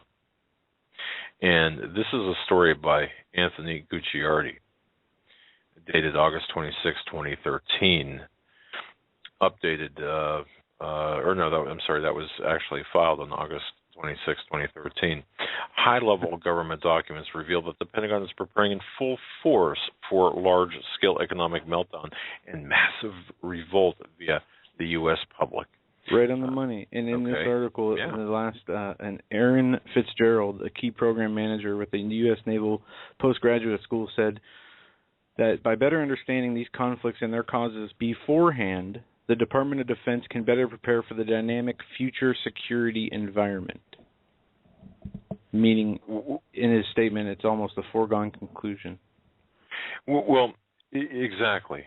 And it's interesting to go back into time and look at things that we've talked about, but people have said, "Oh, well, that's just fear mongering. That's just BS. That's no. I'll tell you something.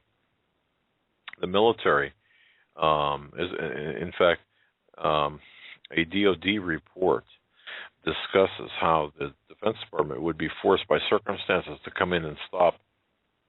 I'm going to quote here: purposeful domestic resistance or insurgency. Now, I'm going to pull a quote from this real quick here. The DoD might be forced by circumstances to put its broad resources at the disposal of civil authorities to contain and reverse violent threats to domestic tranquility. Oh, that'll work. Yeah. Under the most extreme circumstances, this might include use of military force against hostile groups inside the United States.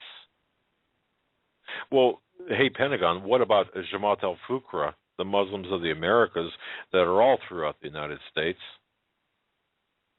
that we've investigated and others have written about and, of course, used our investigative information, which and expanded upon it in ways that are not exactly true. But the fact of the matter is, the Muslims of the Americas is a paramilitary organization led by Sheikh Mubarak Ali Jalani, who has a personal vendetta against me for releasing the information I did to the Department of Justice back in 2005.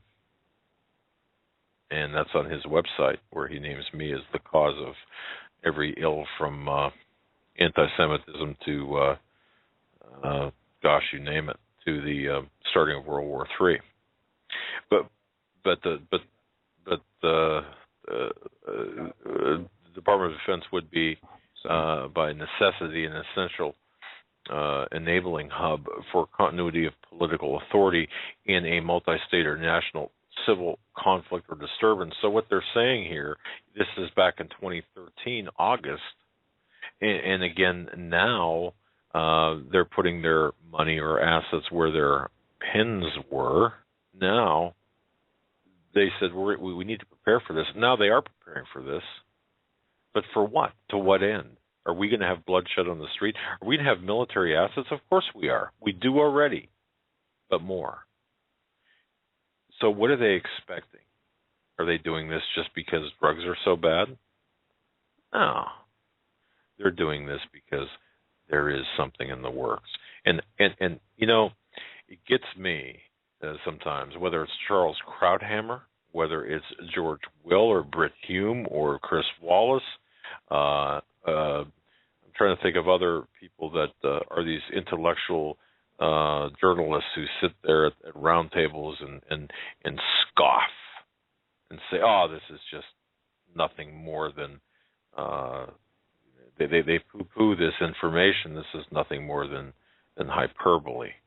Well, is this hyperbole from the Department of Defense when you've got an MRAP crawling up your butt on Main Street, USA, and a guy with paramilitary or military soldier manning the turret? What do you say then? Why aren't the people like Rush Limbaugh, Sean Hannity, and everyone at Fox News who are supposedly on our side, why in the hell aren't they talking about this? Everything is, yeah, we're okay. We're going to go along to get along. Everything is fine. Oh, we've got problems with Democrats. No, you've got problems with globalists.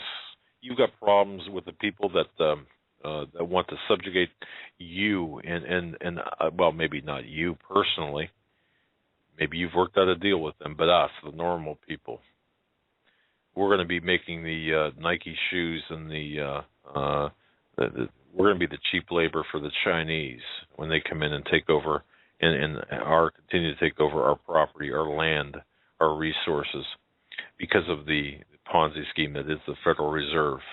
And for those people, again, and I say this often, for those people who think that the solution of the Federal Reserve in place of a larger global economic system is the answer, you're fools. You're idiots. Sorry, but I don't know how else to tell you. If you celebrate that, you're foolish. Because what's coming is going to be far worse. Because the totalitarian state that is coming is going to be built on the communist totalitarian system. Absolutely right. And a few more pieces of news as we close out this hour or second hour, going into the third, where if W doesn't call in, we will take phone calls. We have... I got the bat phone, the bat signal. He's calling. Okay. This from Breitbart. Border Patrol agents threatened with criminal charges for speaking to reporters. That's interesting. A surge of thousands of illegal immigrants crossing the U.S.-Mexico border has left federal resources and facilities overwhelmed. Most of new immigrants are children from Central America. In the aftermath of Breitbart, Texas, releasing photos showing minors warehoused in crowded U.S. cells, Border Patrol agents in Texas have been instructed not to speak to media outlets.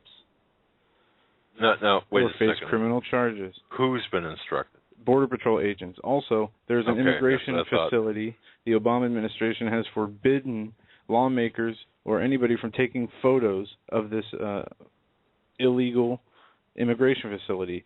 The Department of Health and Human Services is welcoming members of Congress and their senior staff to tour a temporary shelter being used to house illegal immigrant children, but the invite comes with a list of rules, including the suggestion that members leave their cell phones in their vehicles. A 40-minute tour will take place today at the Ventura County Naval Base in Oxnard, California, according to an email invitation obtained by the Daily Caller. They will give members and staffers an inside look at how temporary facilities are being used to house illegal immigrant children who came to the U.S. without their parents. But it goes on to say the rules of entering here, given by Health and Human Services, no recording devices will be allowed, no questioning will be allowed during the tour, but questions will be addressed later. No interacting with staff and children at the shelter. We will provide photos of the facility after the tour. During the tour guide will detail what goes on from room to room and services youth are provided on a daily basis. One congressional staffer invited to tour the facility called the planned tours a dog and pony show. And it says, this isn't some totalitarian closed society trying this tactic. This is our own government. They clearly won't be offering up this kind of dog and pony show if they weren't hiding a very ugly truth somewhere. So what we've got, just to summarize, folks, is we've got the government telling government agents, as well as, does this extend to others? I mean, I suppose others would not be in the position to be able to take photographs necessarily, correct? I mean, this is interesting. There was documents that were leaked about what Department of Homeland Security and FEMA are doing with the children housed here. They call these children the unaccompanied children. Well, I can't talk. You'll get it. That's all right. It is a shelter, and it's this document. FEMA is coordinating an effort which is being called the humanitarian situation. There are currently 2,785 unaccompanied children in the U.S., and it goes on to say that in these documents they have set up. You know, when we went to see those terrorist training camps, how they had like these obstacle courses and things like that? Yeah. Well, the Department of Homeland Security is involved in this. Under its umbrella, the Customs and Border Patrol Immigration Enforcement were caught on their heels when these children entered, it says. But after their arrival, the child is identified, undergoes a health screening, an immigration process to initiate removal proceedings. From there, they're transferred to a short-term multi-agency center, further inspected by Health and Human Services. They are assigned a shelter. Transportation is provided by Department of Homeland Security. A sponsor is given through the U.S. immigration process. They knew. Look, the federal government knew far in advance. This was, once again, the Cloward Piven move on steroids to bring in illegal immigrants, children into this country. But let's go back in history. You remember the Operation Garden Plot, Rex 84. Yeah, the Obama civilian army. Correct. All of this. Look, go back to folks. Go back. All you have to do, and again, for the doubters out there that you folks have to deal with, that we have to deal with, that we do deal with, search Operation Garden Plot. You'll find the PDF online. That was just one of a number of plans put in place by the government back in the late 1960s, early 70s. The Department of Health and Human Services is housing almost 6,000 of these children throughout the country at different facilities right now. Okay. What they say? And this is a start. What, according to the intelligence I have from D.C. inside the Beltway, is you can expect that number to triple. And by the way, the number that you're being given, folks, is not an accurate number. It's that's much higher. From what I even heard from other mainstream media reports, that's less than 10% of what they're reporting. They said somewhere to 50 to 60,000 just this year of children. Oh, just this year? Yes, of course. But we're talking about I got you. So you're looking at really this incredible number, and Biden is just waving them on in. Come on in. The water is fine. What is this? This is not even the balkanization anymore of America. This is the entire destruction of this country. It is by design and by definition the renegade in chief. Once again, a new rule for callers of the Hagmann and Hagmann Report. The Obama is not commander in chief, but the renegade in chief. Hey, if the Secret Service can call him that, We can call them that. Folks, you're listening to a special Friday the 13th edition of the Hagmann and Hagmann Report. It is Friday, June 13th, 2014. I'm Doug Hagmann. With me in studio is Joe Hagmann. Together we are the Hagmann and Hagmann Report. Folks, if you have a father out there, if you're the wife of a man who's a father, if you give him a hug. And if you do nothing else, just tell him you love him. That's all. And we should all pray. We should all pray for those fathers out there that are still alive and kicking. And that's right. Some of them are here in America. Some of them, as I'm reading these reports coming out of Iraq, you have thousands of soldiers captured. Whether those are, I think, Iraqi soldiers. You have Iraqi the headline: 200 American contractors surrounded.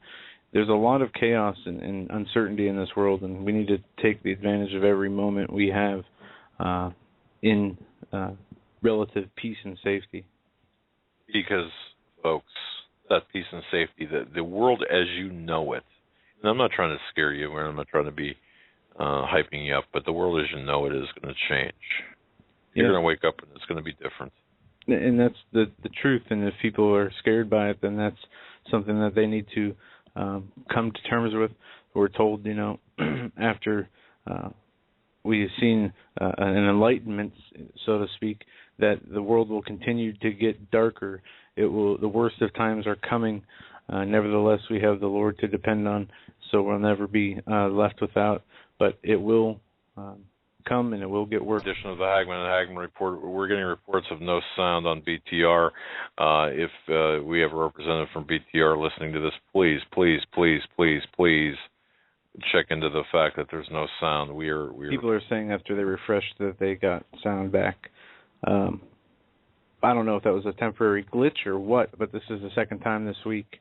Right. Actually, third time. There was two one day, and I think it was Wednesday. And then today being the second day. But people in chat are saying sound back, use the default player, refresh, go to CUBN, Christians United Broadcasting Network. Stand on your head, adjust your rabbit ears. I mean, seriously? Is this what we've got to do? Hey, can you guys in the chat, when did it cut off? Did it cut off during the commercials? Or let me know when that happened. I appreciate it. That booted you guys to a previous program. Yeah. That's interesting. A BTR representative, when dealing with the sound issues Wednesday night, said they had the same issue happen to them. So they were kind of intrigued by that. Didn't quite understand how that happened. 2 minutes before the commercial. Okay, thank you. Just before the commercial. Cut off mid-sentence. It's interesting. I have often said, and I've said this, World War III will begin in Syria. And I don't know. I got about 3 or 4 emails about this. World War II will begin in Babylon, not Libya. World War II? World War III. Did I say 2? Yeah. Okay. On the August 2nd, 2011 edition of the Glenn Beck radio program, he began some sort of postulation that World War III would begin in Libya. We can agree that it began in the Middle already East. Begun. Yes. Well, I think where it all started. But I think it's all. I think it's important for everyone to understand that World War III is well on its way. This is equivalent to 1937 Germany, if you were living at that time and aware at that time, which would make you kind of old. But hey, that's okay. Yeah, I think I mentioned that for people who didn't understand how the cash paper money backed by nothing. What it looks like when it crashes. Research the Weimar Republic. Yep. Well, especially for the dollar collapse. Yeah, you can find videos on YouTube of families. They couldn't wheelbarrow enough money to the stores to get bread or water. They would use it as fire material, wallpaper. It would be like Monopoly money to us today. It was given to children to play with. It was lined the streets. Yeah, exactly. You couldn't give it away. But it's so important, folks, for everyone to be prepared and start becoming prepared, because honestly, we don't know when our last program is going to be, or if we're going to have another year, another 2 years. Wouldn't that be nice? Another 2 months. I mean, I don't know. But the fact of the matter is, things are getting pretty dicey. Things are dicey over in the Middle East, and we lacking a presence, and of course, thereby taking away the stability of our military. This done deliberately by the globalists, by both sides, by the ever so tan John Bonnier to the ever so tan renegade in chief. This transcends political parties. This is a globalist agenda, and it's my view, based on all of the information, that as Putin even said, World War III is going to start in Syria. It's interesting as well, the Glenn Beck aspect of things. I don't know. I don't know where he's coming from anymore. I'll just leave it at that. I don't know. Yeah, I mean, we don't like to cause problems. Not at all. But there is, and it has always been, a side that I don't know. It's as W said it best. The best disinformation is full of truth. Well, it's very true. We are waiting. I've got the bat signal on high, so I would like to get a W's take on the current events in Iraq. Well, we want W, not Batman. So. Well, he responds to the bat signal. You have to get that headline off, Dredge. Yeah, he's remaining silent. W's remaining silent. It might have confused him. I'm not sure. It's that ego of his, huh? Yeah. Obama, again, he's ramping up the destruction of America, and if you come across anyone who's not concerned about what's going on in this country right now, or if you come across anybody who's in denial, boy, I'll tell you, I know people who are in denial. It's not that bad. We can still get our Starbucks and pizza, and we can still go to the ATM and grocery stores. You can for right now. But there are going to be 3 areas of disruption that we're going to experience, folks. 3 areas. Where supply disruptions at the grocery stores. The supply disruptions at the gas stations. That is, if you can get gas. And the 3rd area is going to be at the banks. Mark those down. 3 areas: banks, grocery stores, and gas. Or if you're a normal person, you can remember them. That's true. Yeah. No, I have to write them down. No, but it is good to write them down.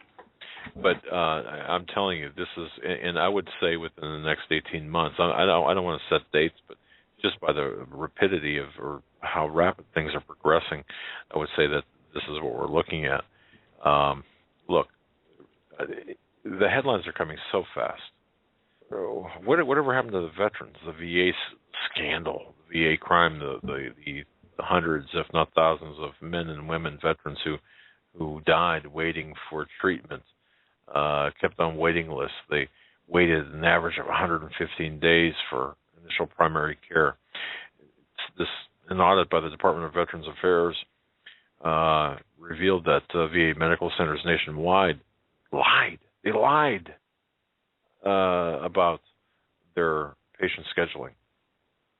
And this involved over 50,000 former military personnel. Another 64+ thousand weren't even on their electronic waiting list. You've got over 113,000 veterans that we just tossed to the curb. And this renegade in chief deliberately covered up this crime. He had this renegade in chief had conspicuously promised to clean up the VA back 5 years ago? That never happened. He realized that the VA could be seen as a microcosm of the Affordable Care Act is Obamacare, and expose, let's just use the VA as the beta test for what's taking place. This is how we treat our veterans. When we're not mistreating them on the VA line, we're throwing them into the lists of domestic extremists. Of course, that is if they come back in whole. This is incredible, and we're allowing Iraq, the ISIS group, capturing, taking over every major city, including now, I do suspect within the next 72 hours, 3 days, considering the blood sacrifice, blood sacrifice of Rockefeller. Not a nice guy by any stretch of the imagination, but having said that, Richard Rockefeller, Dr. Richard Rockefeller, he taught medicine in Portland, Maine from 82 until 2000,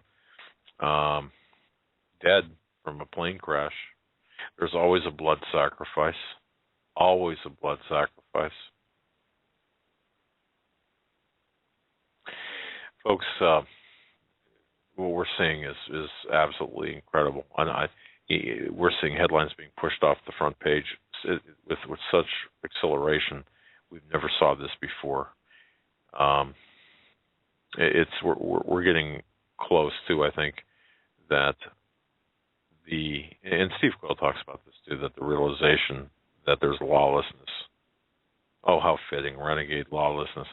That there's lawlessness in this regime. I won't even call it an administration. They're guilty of murder, not merely incompetence, not merely, no, they're guilty of murder. And you know what?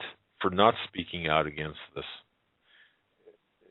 George W. Bush, you might as well be called an accomplice. You might as well be called complicit. You might as well be. I mean, you are. Thank you.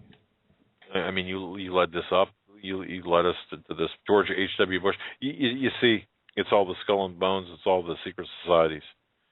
That's what this is. It's all the royalty, the inner circle, as I said.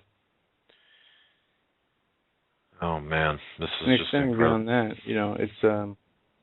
it's the devil's plan. The devil's plan is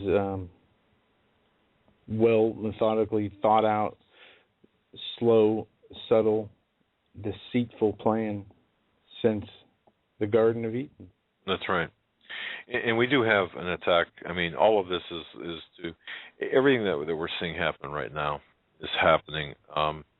We'll just go back to Iraq for a second. We're seeing Plan B here. Originally, they wanted to put an air cap over NATO. They wanted to go in through the west, not the southeast.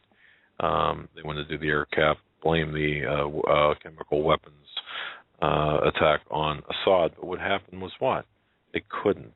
So now Kerry in December went through the Middle East, gave ISIS a green light, a thumbs up, saying we're not going to intervene, do what you will, do what thy wilt or whilst or whatever the word might be. But the fact of the matter is, they just gave ISIS the step out of the way, gave them the arms. We're arming. We armed ISIS. We armed Al Qaeda. And Congress does nothing. So those people who are waiting for the election and midterm election, God bless you. If you think it's going to help, God bless you, because it's not going to. And as far as Biden is concerned, well, Biden is Biden. You heard him on an earlier sound clip, folks, saying the greatest accomplishment by this administration was Iraq. Well, if you've got the Muslim Brotherhood inside your organization, perhaps that's correct, especially it's even more correct today, isn't it? Because of the Islamic Caliphate that's being structured over there in that region. So anyway, so we're waiting for our intelligence insider to call in, folks. Let's take some call in, guys. And, you give us a call 661-244-9839. It's a Friday. It's the 13th. It's the 2 days before the Hallmark holiday of Father's Day. But if you do have a father that's still alive, give him a hug, cherish him. You know, I lost my dad to cancer, and I watched him suffer greatly, and I watched, and he took care of me. You know, I mean, he was a great dad. So I know I was old enough to remember that. Yeah. So folks, I mean, you feel cheated because you didn't. You know, when you're younger, you don't, and you get older, you don't remember many of the things that you know. My grandmother was alive long after my grandfather. When I say long after, over a decade, and she would tell stories of you know, different things that he used to do with us. You know, take us down to the train tracks when they used to have cabooses on the back of the trains all the time. We used there was a whole bunch of different things, and you know, you feel not cheated, but it's unfortunate that you don't get to spend as much time as you'd like, or there's never enough time, at least on this earth. That's right. Except when you folks, I have a confession to make. My son beats me. I shouldn't make fun of that because I'm sure they're. Beat you? Yeah, he beat me. Yeah. WS from Springfield. I take it Springfield, Illinois writes. Gentlemen, you can add Springfield, Illinois to your list of the sheriff's department there just got a mine-resistant vehicle for $63,000 Federal Reserve notes. Isn't that interesting? Jeff B. writes this via email. Hello, Doug. Just wanted to get your thoughts on the possibility of an AI supercomputer network as the hive mind of an android vessel. This is a verse that may speak about such a thing. Let's see. It goes to a link, and I can't get to that link right now. But, you know, the May 2nd, folks, or Jeff B., I would direct you to the May 2nd, 2014 episode. It might even be it might show up as the May 3rd episode, but it was actually on Friday, May 2nd, that we had the episode with W, with the intelligence insider, talking about this very thing, about computers, and about not only computers, but about the fact that the possibility that the Antichrist in the beast system will be based on computers. Yes. Definitely listen to the May 2nd program. We do have callers. Oh, good. Okay. No W. Well, okay. Hey, W. Keeping time out. Still. Okay.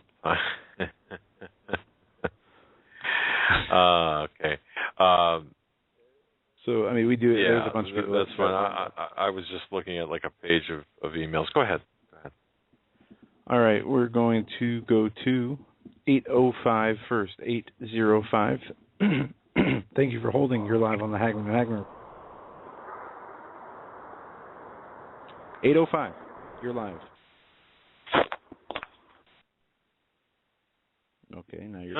No, you're not. I don't think they wanted to be on air. Okay, we're going to do this. We're going to go to 940. 940, you're up next.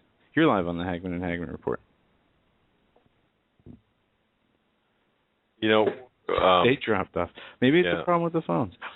Let's try this. I'm telling you, man, there's something not right with the 661. We're going to go. Wait a second. Wait. I think your back call worked. Let's see if W. Third time's a charm. W. Hello, what's going on around here anyway? Oh, my word. Did you have anything to do with those last two callers mysteriously dropping off? You zapped them off. Well, they knew I was coming, and I guess decided that they thought I was sneaking in on a different line, I suppose. Well, you do what I do. When we have somebody like you come on, we just get out of the way. For the people listening, this is an intelligence insider known to both Joe and I, known to us. We call him W just because W. Why not? But he is well connected in the intelligence world, and he's calling in because Well, it's Friday the 13th. Richard Rockefeller is dead from a plane crash. Iraq is going down. Baghdad's about ready to go. The dollar is about ready to go. Obama is playing putt-putt. Michelle is having some sort of Tupperware party in the green room over there in the White House, and we got nothing better to talk about. So, W, what's up? I was wondering if you had any of those candy bars left, or if your daughter has typed all of them. I looked on the computer, and she's the one that's grabbing the box. Thank you for that, and I have no doubt that you've got the capability to tap. Yeah, we had the drone over the house too, and there's no doubt it's her. You know, ask her to smile, that guilty smile, and think she can pull something off without us getting it. You know what? And I'm serious, folks. It's got to be. She's doing it like before she goes to work at 7 in the morning, and that's what's got to be happening. So anyway, but so what's on your radar? Well, you know, I will say this. Next Wednesday, V and I are going to be on doing the show with you, and some of your listeners probably heard the show that I did on John B. Wells' program a couple of weeks back related to what's going on in the metals silver market, and the fact that there was a very interesting thing that happened because, of course, I dealt in the financial areas over the years on some very sensitive stuff.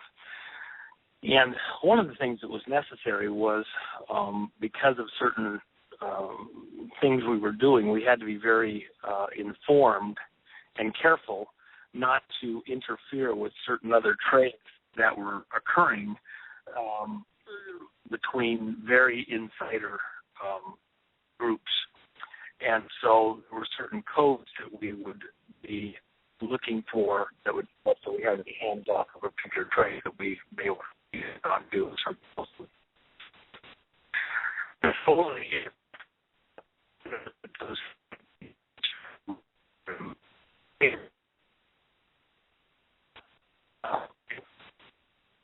Hey, W, we're losing you big time.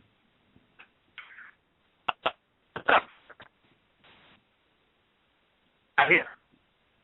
Still cutting out. Yeah, you're still cutting out. You're going to have to tighten the aluminum foil up there a little bit. And leave the hole in the ground, climb up to the surface where daylight is, and talk from there. And he dropped off, yep. All right. And folks, what he was talking about, and I think this is very important, he was on John B. Wells, or he was guested with John B. Wells, and he's talking about silver. Now, I don't know how much I can say except that silver is a transformative metal. And there's things that happen in terms of... Yeah, look at the market and look at the history, recent volatility. Yeah. Remember that one program, folks, you might have listened to this or heard this, where certain codings, messages, symbols, things are said or done, little movements of hands, or maybe something in numbers, markets, signify certain things. Some, like housing prices, sometimes they go up, sometimes they go down. Well, yes. However, there was a method discovered, there was method or message, code, right, a code discovered. I guess I can say that. There was a code that was discovered somewhere in the industry. And with that, we have W back on. So I'll stop there and let him finish that thought. There was a code that W knew about, and I don't know if I'm allowed to say that. I just did. So W, go ahead. Okay. No, I've said it somewhat, but those there's certain variables and there's certain things that are keys. It's like in a computer code writing a program, and you have a key code. If you have the key code, you can see the rest of what is written.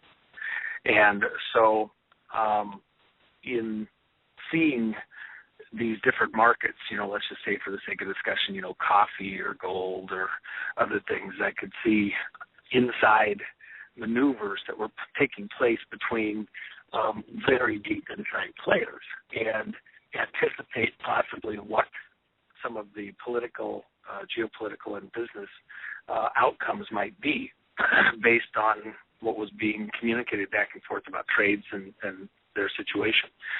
With that in mind, I had not seen, I think one time, a very long time ago, I saw one code go through in the silver market, and silver had been a horrible trade and for quite some time.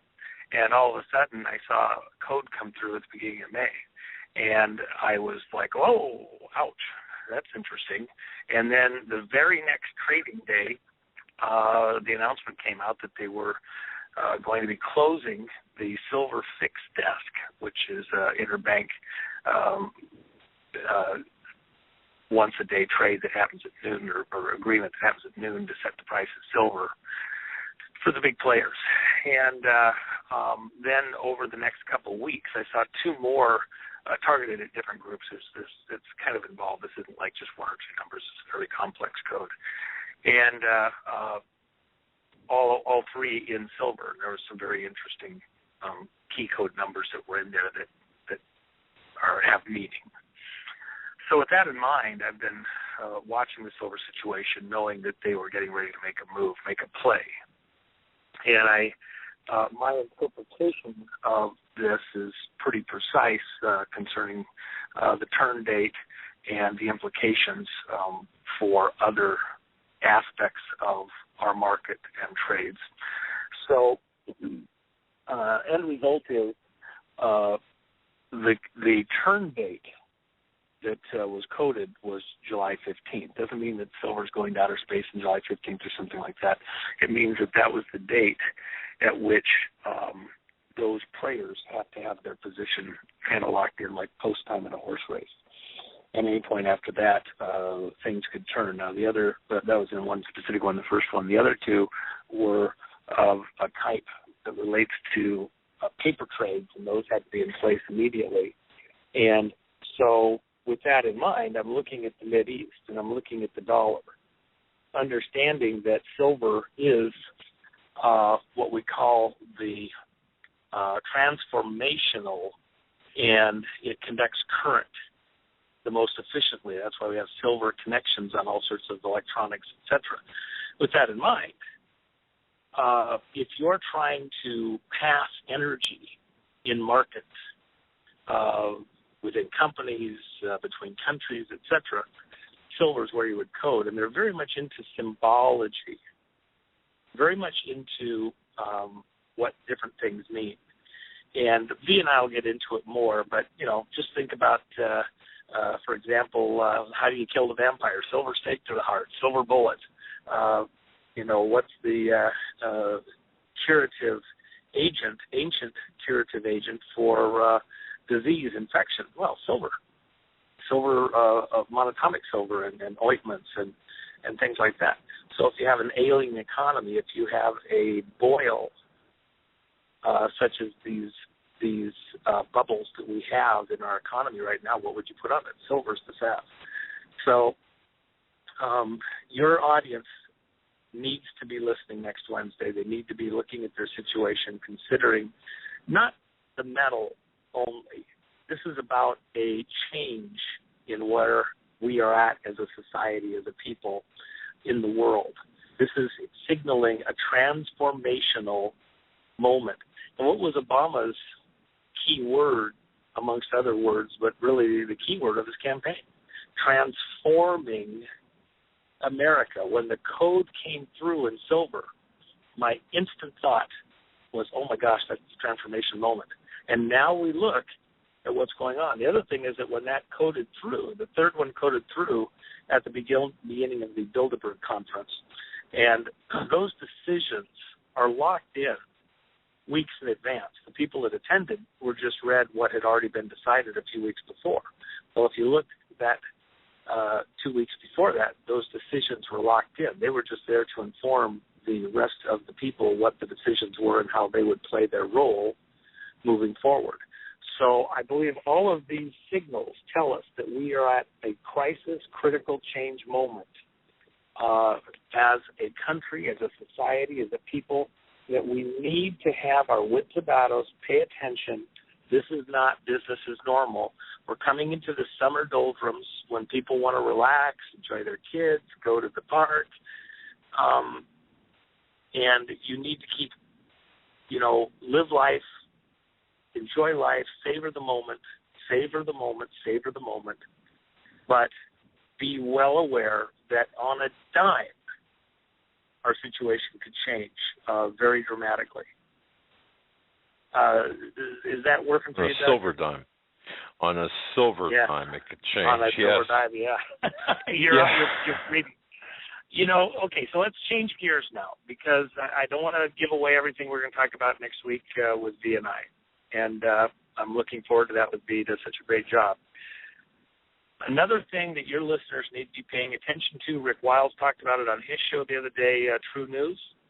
Great guy, a great show. I know you are aware of him there, Doug. And we're working on getting them. Yep. And the 6-8 months ago, because I follow these things, and of course you know in part why I follow moon stuff, based on some of our discussions that happened over at Whitestone. I have very specific reasons for following everything related to the moon very closely. One of the interesting things about the blood moons, of course, we talked about the silvery moon, etc., and the blood moon. They actually sort of go together for various reasons. But in this moment in time, with this Friday the 13th moment, and then Richard Rockefeller passing away, these people are very into their sacrifices, blood sacrifices. You can poo-poo it and think that there's nothing to it. I will just say that these families are consider themselves aliens, consider themselves reptilians, hiding in plain sight, and that they fell to Earth, and that's how they got here. And we're the apes. We're the planet of the apes. They ended up here. They fell to Earth. They've had to civilize it. They've had to populate it and build it up. And, we're the virus. Remember Prince Philip saying that if he had his choice when he comes back, he'd come back as a virus to destroy all the human life? Not because he wanted to destroy the royal family life. They consider themselves alien. So then I go back to an interesting event. If you remember the opening scene of the 2012 Olympics, and that scene is David Craig, James Bond, jumping out of an airplane with the Queen Mother, falling to Earth to the beginning of the Olympic Games. And what are they actually trying to type out for you? I would contend that they're trying to show you, amongst their own little crowd, they're trying to show the symbolism of how they got here and that they are different, genetically different than the rest of us. It's an inside joke, but it isn't really just a joke. It's an inside symbolism that they want to reinforce amongst themselves and amongst their progeny. So what happened again with George Bush 1 for the third time since he left the White House at 90 years old? He jumps and falls to the earth. That's a skydiving thing. The same type of symbology, cueing to all of the insiders. We're different. We're the other race. I know this sounds completely over the top, and there's a lot of people turning the radio off. Okay, I don't want to hear that anymore. Okay, well, I understand. I didn't say it was true. I said they think it's true. Right. They believe it's true. Whether it's true or not certainly is open to, some discussion, interpretation, etc. If you haven't read Life as an Investigator is Like a Box of Chocolates, then you better read it. The May 2nd show where we discussed what is consciousness. And I know that I spun some people's brains and damaged some bearings in their noggins. Well, all right, we can stick with oatmeal, malto meal, easy to digest stuff, Melba crackers, or we can get to the meat of the situation. These people who are in positions of authority and power in our world, who are on the move to create, to establish their new world order, the motivator for them, they believe that this is their destiny, that they are getting rid of the problem DNA offspring and culling the herd down to their select hybrids and themselves. And that goes back to the Cain conspiracy. And so it's very important that people understand whether you think this is true or not. They think it's true. Their actions are based on this belief on their part. And just because you think it sounds crazy, well, it is crazy. But they believe it. And they're laughing at you as a defense mechanism to shut you down while they continue on their way to do exactly what their plan is, which is to institute a new world order, which they call the Great Work. And this great work is a satanic Luciferian process. They believe that they can cast spells and they can do things using the blood, including what was in the Old Testament. These families, these people, would offer their own children to idols, sacrifice them, blood sacrifice on burning altars, cutting them, killing them, because they believe that's where they got their good harvest, where they got their to win, to prevail. And they haven't changed their beliefs. Just because it's modern times, you're in modern times, they're living the same mentality they had thousands of years ago. They haven't changed a thing. We cannot drop our guard and be naive about what's going on here. And in part, their plan has always been that America is the straw man. America, her man, to be meaning sacrificed. What? Oh. If you go to Burning Man Festival out in the desert in Nevada, it started in California, and what do? They build a straw man, and then at the end of the festival, they burn him down. They all do trade, everybody shows up, and they have a big celebration while they burn him down. And this movie that came out just a few months ago with one of the big actors there, I can't think of his name now, Leonardo DiCaprio, the Wicker Man, and he goes through this whole thing looking for a child they think has been kidnapped, and then she's going to be offered as a sacrifice, and the next thing you know, he's there to save her at this big celebration. He knows they're going to do it, and it turns out she's in on it, and who's the sacrifice? He is. Caught him by surprise. What I'm trying to get to your people's mind, Doug, you have to think bigger, and you have to think more deviously. These people are extremely devious, and that's part of their modus operandi. That they want to suck us into thinking that they want our best and they're off on, the good for America, etc. And at the end of the day, they're going to sacrifice us to bring about their new world order, because the dollar must die so they can bring in their new world current point here. The dollar must die. And plan A with Syria was to get us in there full steam and cause the collapse that was going to lead to a general military mayhem, crisis in Syria and in the Mideast in a broader sense erupt farther and wider, and ultimately take out the petrodollar. Now, we were able to stop that. We were able to hold back the tide, to buy time. But ISIS, this coded name from these insider families,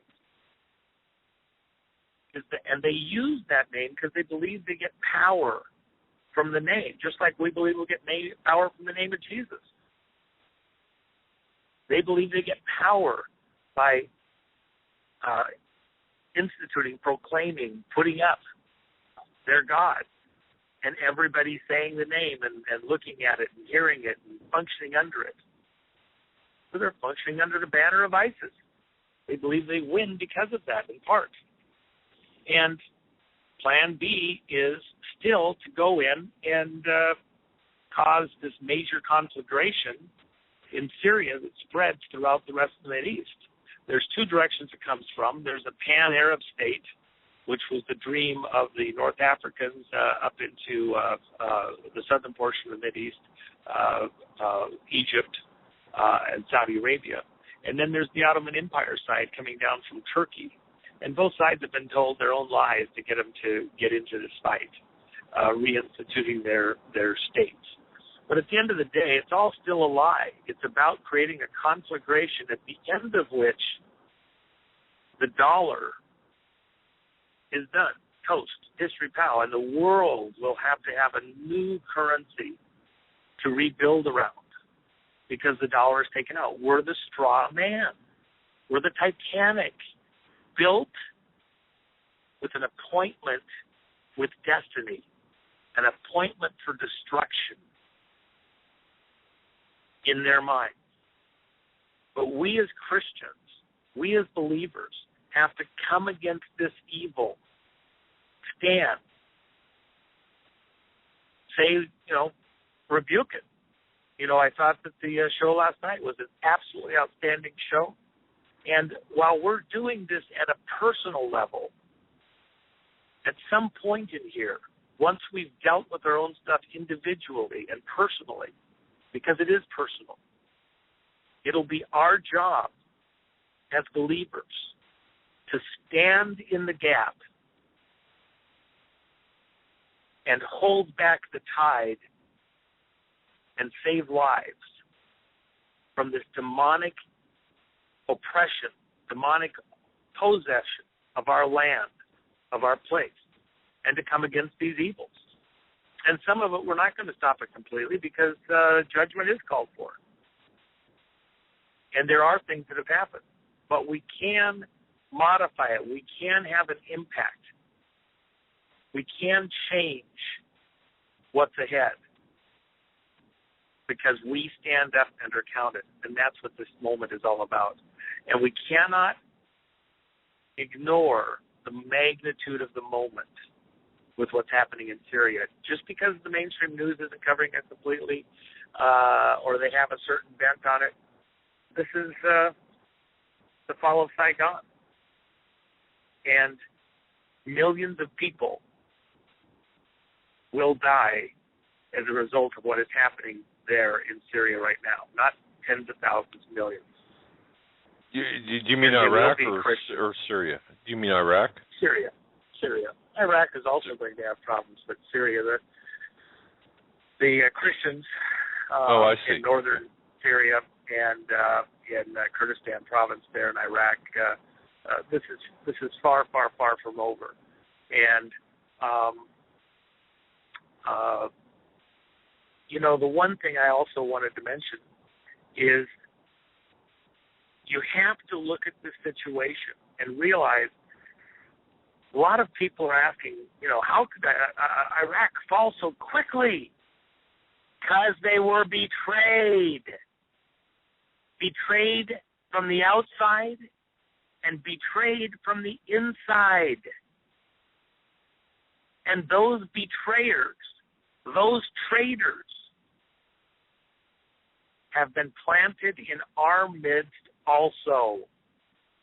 And they're laughing about it. You see the imprint, even with the name, just like ISIS is an important name. Those names have meaning. They have meaning at lots of different levels. And one of the things I would encourage your listeners to do will really spin their brains, I think, unfortunately, and you'll probably want to maybe even link up to it, Doug, on the site so that they don't have to search too far. There's a number of people talking about it.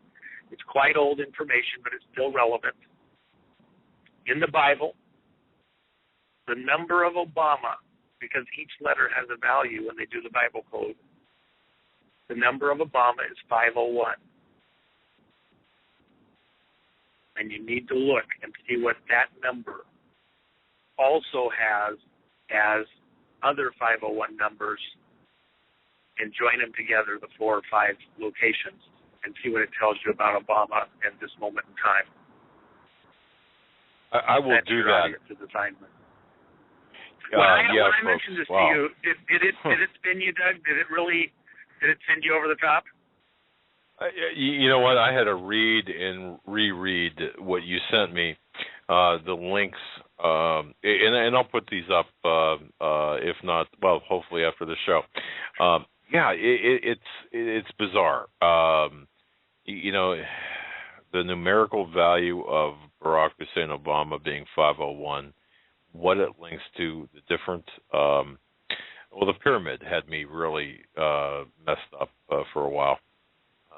You know, I don't know. I don't know if you, you know, I don't know how much, you know, you want to talk about that. But I mean, what are we looking at here? This is important. Let me just say this too, because I can hear some of the listeners thinking we're going off in astrology, numerology, we're off on some tangent that God isn't going to bless.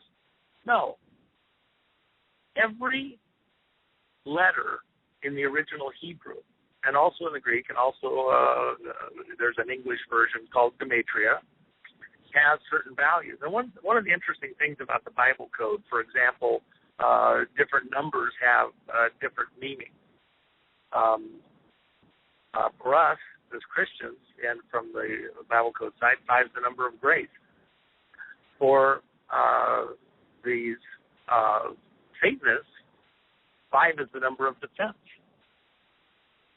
Different numbers, and of course, what's 5-sided here in the world? The Pentagon. And for anybody that thinks that this isn't relevant, go look at the overlay of Washington, D.C., and of London, and of Baghdad. Those are all Masonic layouts. Every building a precise distance from another one. The size of each building, a precise height. Washington Monument, 555 feet. All of that has encoded meaning that they believe gives them power.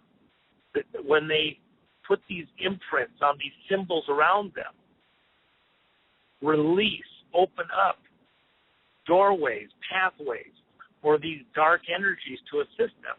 What was one of the things that the pastor shared with us last night? That when these symbols are on our body with tattoos, when they're on our clothing, our shoes, these become pathways for demonic oppression, pathways for demonic interference. And we wear them, you know, not even realizing what they mean. And what do you have in your pocket right now? Virtually every one of your listeners has a satanic, Masonic talisman in their pockets. Maybe dozens, hundreds, thousands. What are they? These talismans of evil. All the evil symbology hidden on your dollar bills. Not to give you power, to give them power over you. When you use their satanic symbols, their Luciferian symbols in your transactions, in your function, in your daily life, in their mind, you're doing their magic. You become an idiot, a fool, to do their will, their work, the great work.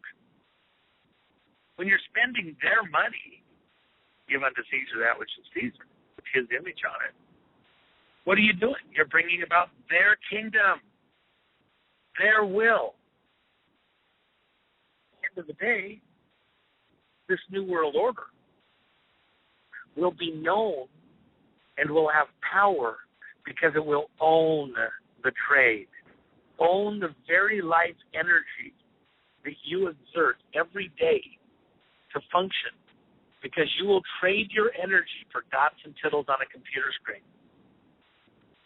to have access to food, access to clothing, access to transportation, fuel, everything. That's the whole point here.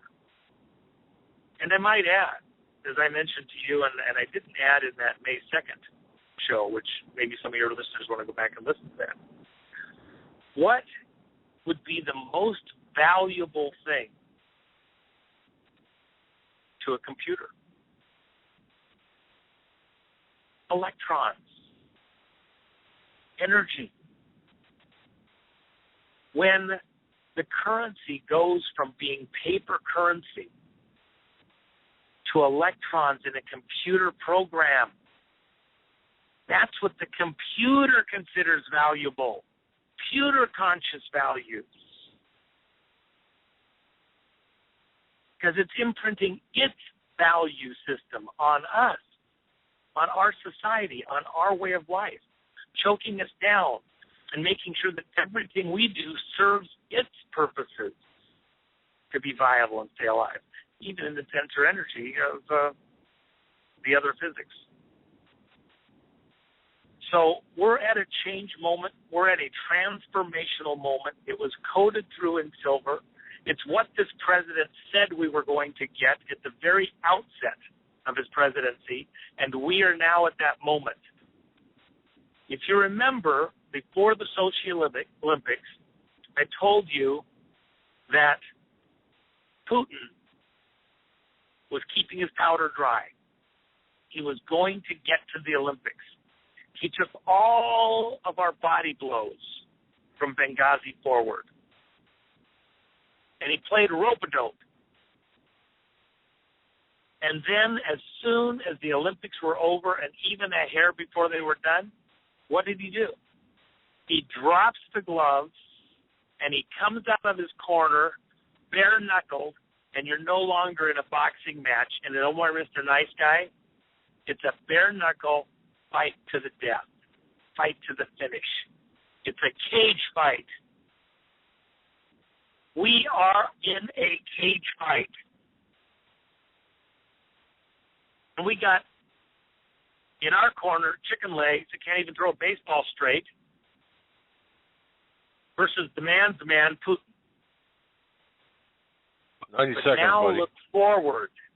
Now look forward. These elections coming in a few months. As soon as those elections are over, they're coming for us. Don't drop your guard. This is the big one. Pay attention. See you next week. God bless you, my friend. Indeed. We'll see you on Wednesday. Thank you so much. You can go back, disregard further bat signals. God bless you, my friend. Wow. All right. Good night, Folks, everyone. Good night. Folks, that'll do it for us tonight. That was our Intelligence Insider W. He's going to be with us with V next Wednesday. Don't forget Monday. We just have to finalize this. Stuart Rhodes, Oath Keepers, Tuesday Sandeo, Wednesday V, and W. Of course, what a team. That will be an important program not to be missed. All of them not to be missed. Just want to say, as a father, and of course as a son, just take care of your dads out there. Absolutely. Enjoy this weekend. Enjoy the time you have with your parents or your fathers, if you have a father still around, and spend time with family regardless, and enjoy it. Does that mean you're going to give me a pony? I'm not going to ruin the surprise. Okay. Folks, please have a great weekend. Say a prayer for Sue in Buffalo, our good friend, fighting a courageous battle with an unusual disease. And until next week, God bless.